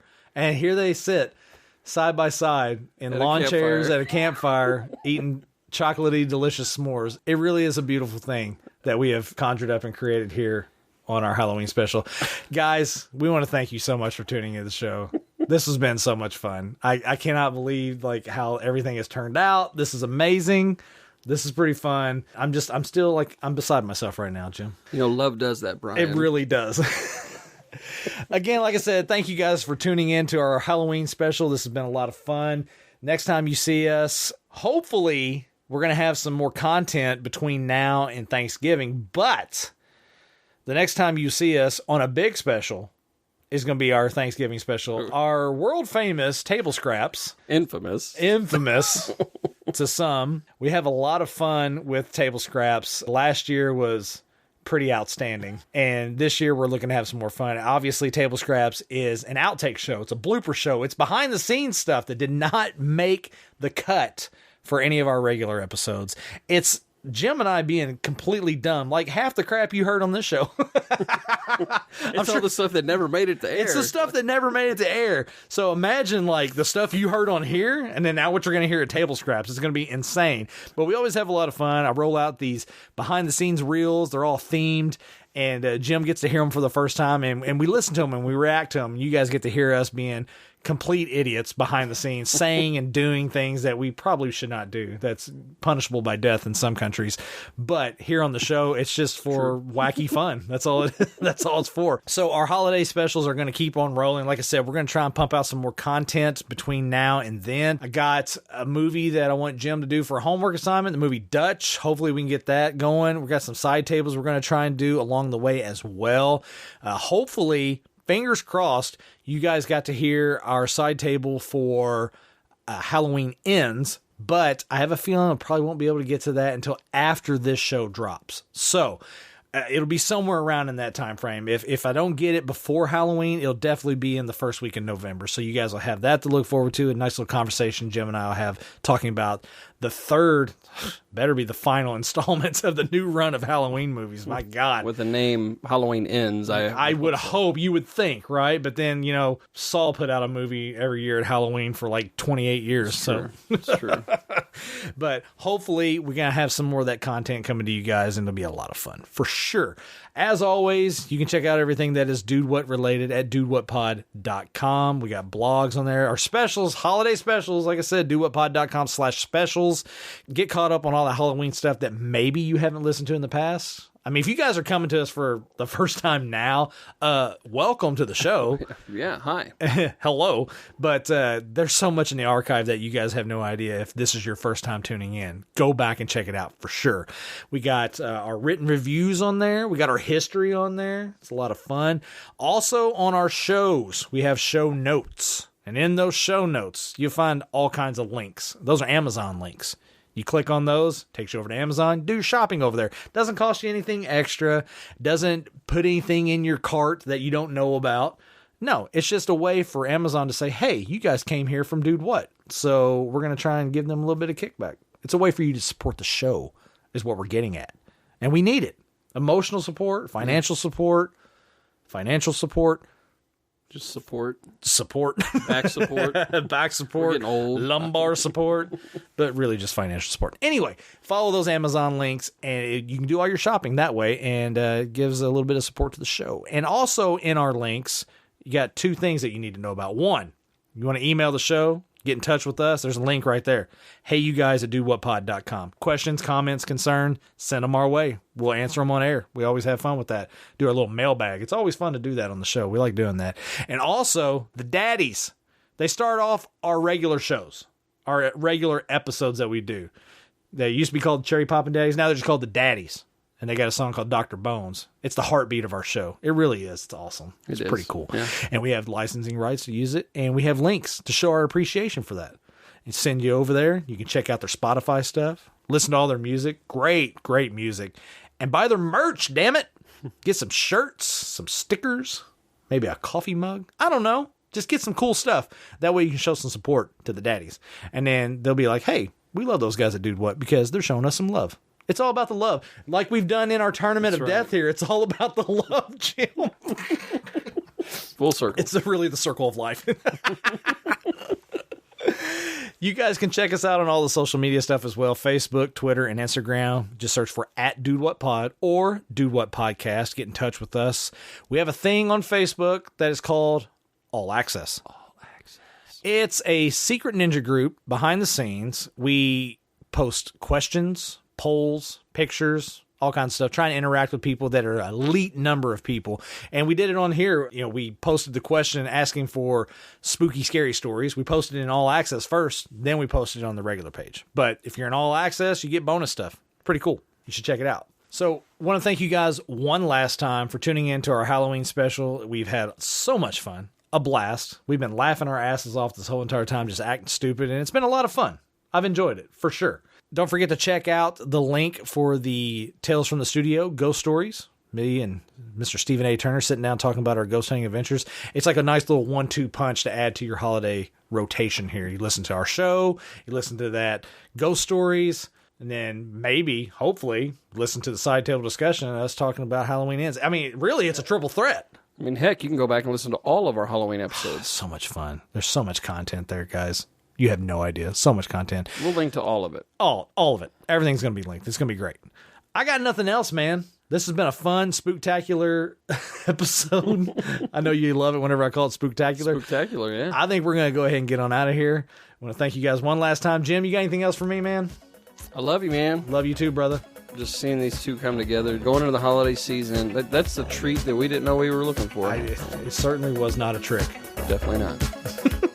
God, what is wrong with us? All right, we're tired. We got to go. We got to get out of here. Thank you, guys. We will see you guys on our next holiday special, and maybe, hopefully, something else before then as well. But we're going to get on out of here. We're going to get our popcorn balls. We're going to get our mung, and we're going to throw that crap out the window and eat some king-size candy bars. We're going to get on out of here. We'll see you guys down the road. Happy Halloween, guys. Bye, guys. The foulest stenches in the air, the funk of 40,000 years, and grisly ghouls from every tomb are closing in to seal your doom. And though you fight to stay alive, your body starts to shiver. For no mere mortal can resist the evil of the thriller.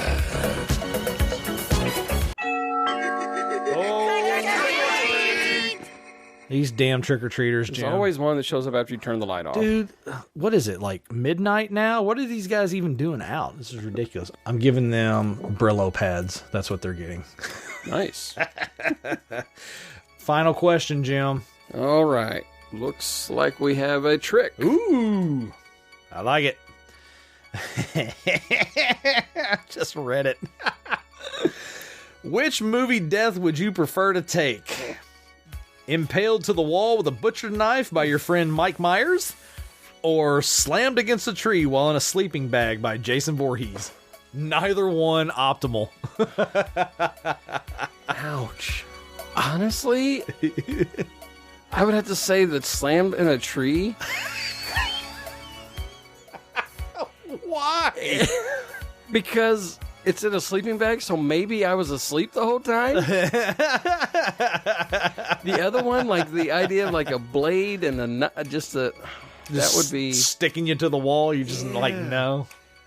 It's literally, that's the coward's way out. But yes, that is what I would say, because hopefully I was still asleep in the bag. Oh God, just the thought of it. You're laying there and some big burly dude, like you're asleep. You're like out of it. Because he's quiet as all get out. Yeah, and just out of nowhere, you're swooped up, and your last thought is, "I'm flying through the air." You pulled out of the tent and a whack. The whole time, Michael Myers is roasting marshmallows around the campfire. Mike, you gonna get up and do anything about this? Him and Carrie. Oh gosh. See, the good thing about Michael Myers and Carrie being together as an item is like she can use her telekinesis to put the s'mores together and hold it over the fire. She won't get chocolate on her hands. She's like feeding Michael through his mask. It's a match made in heaven, man. Wow. Okay. I think we're done. So happy together. I can't see me killing nobody without you for all my life. When you're near me, baby, the halls will be red from my knife.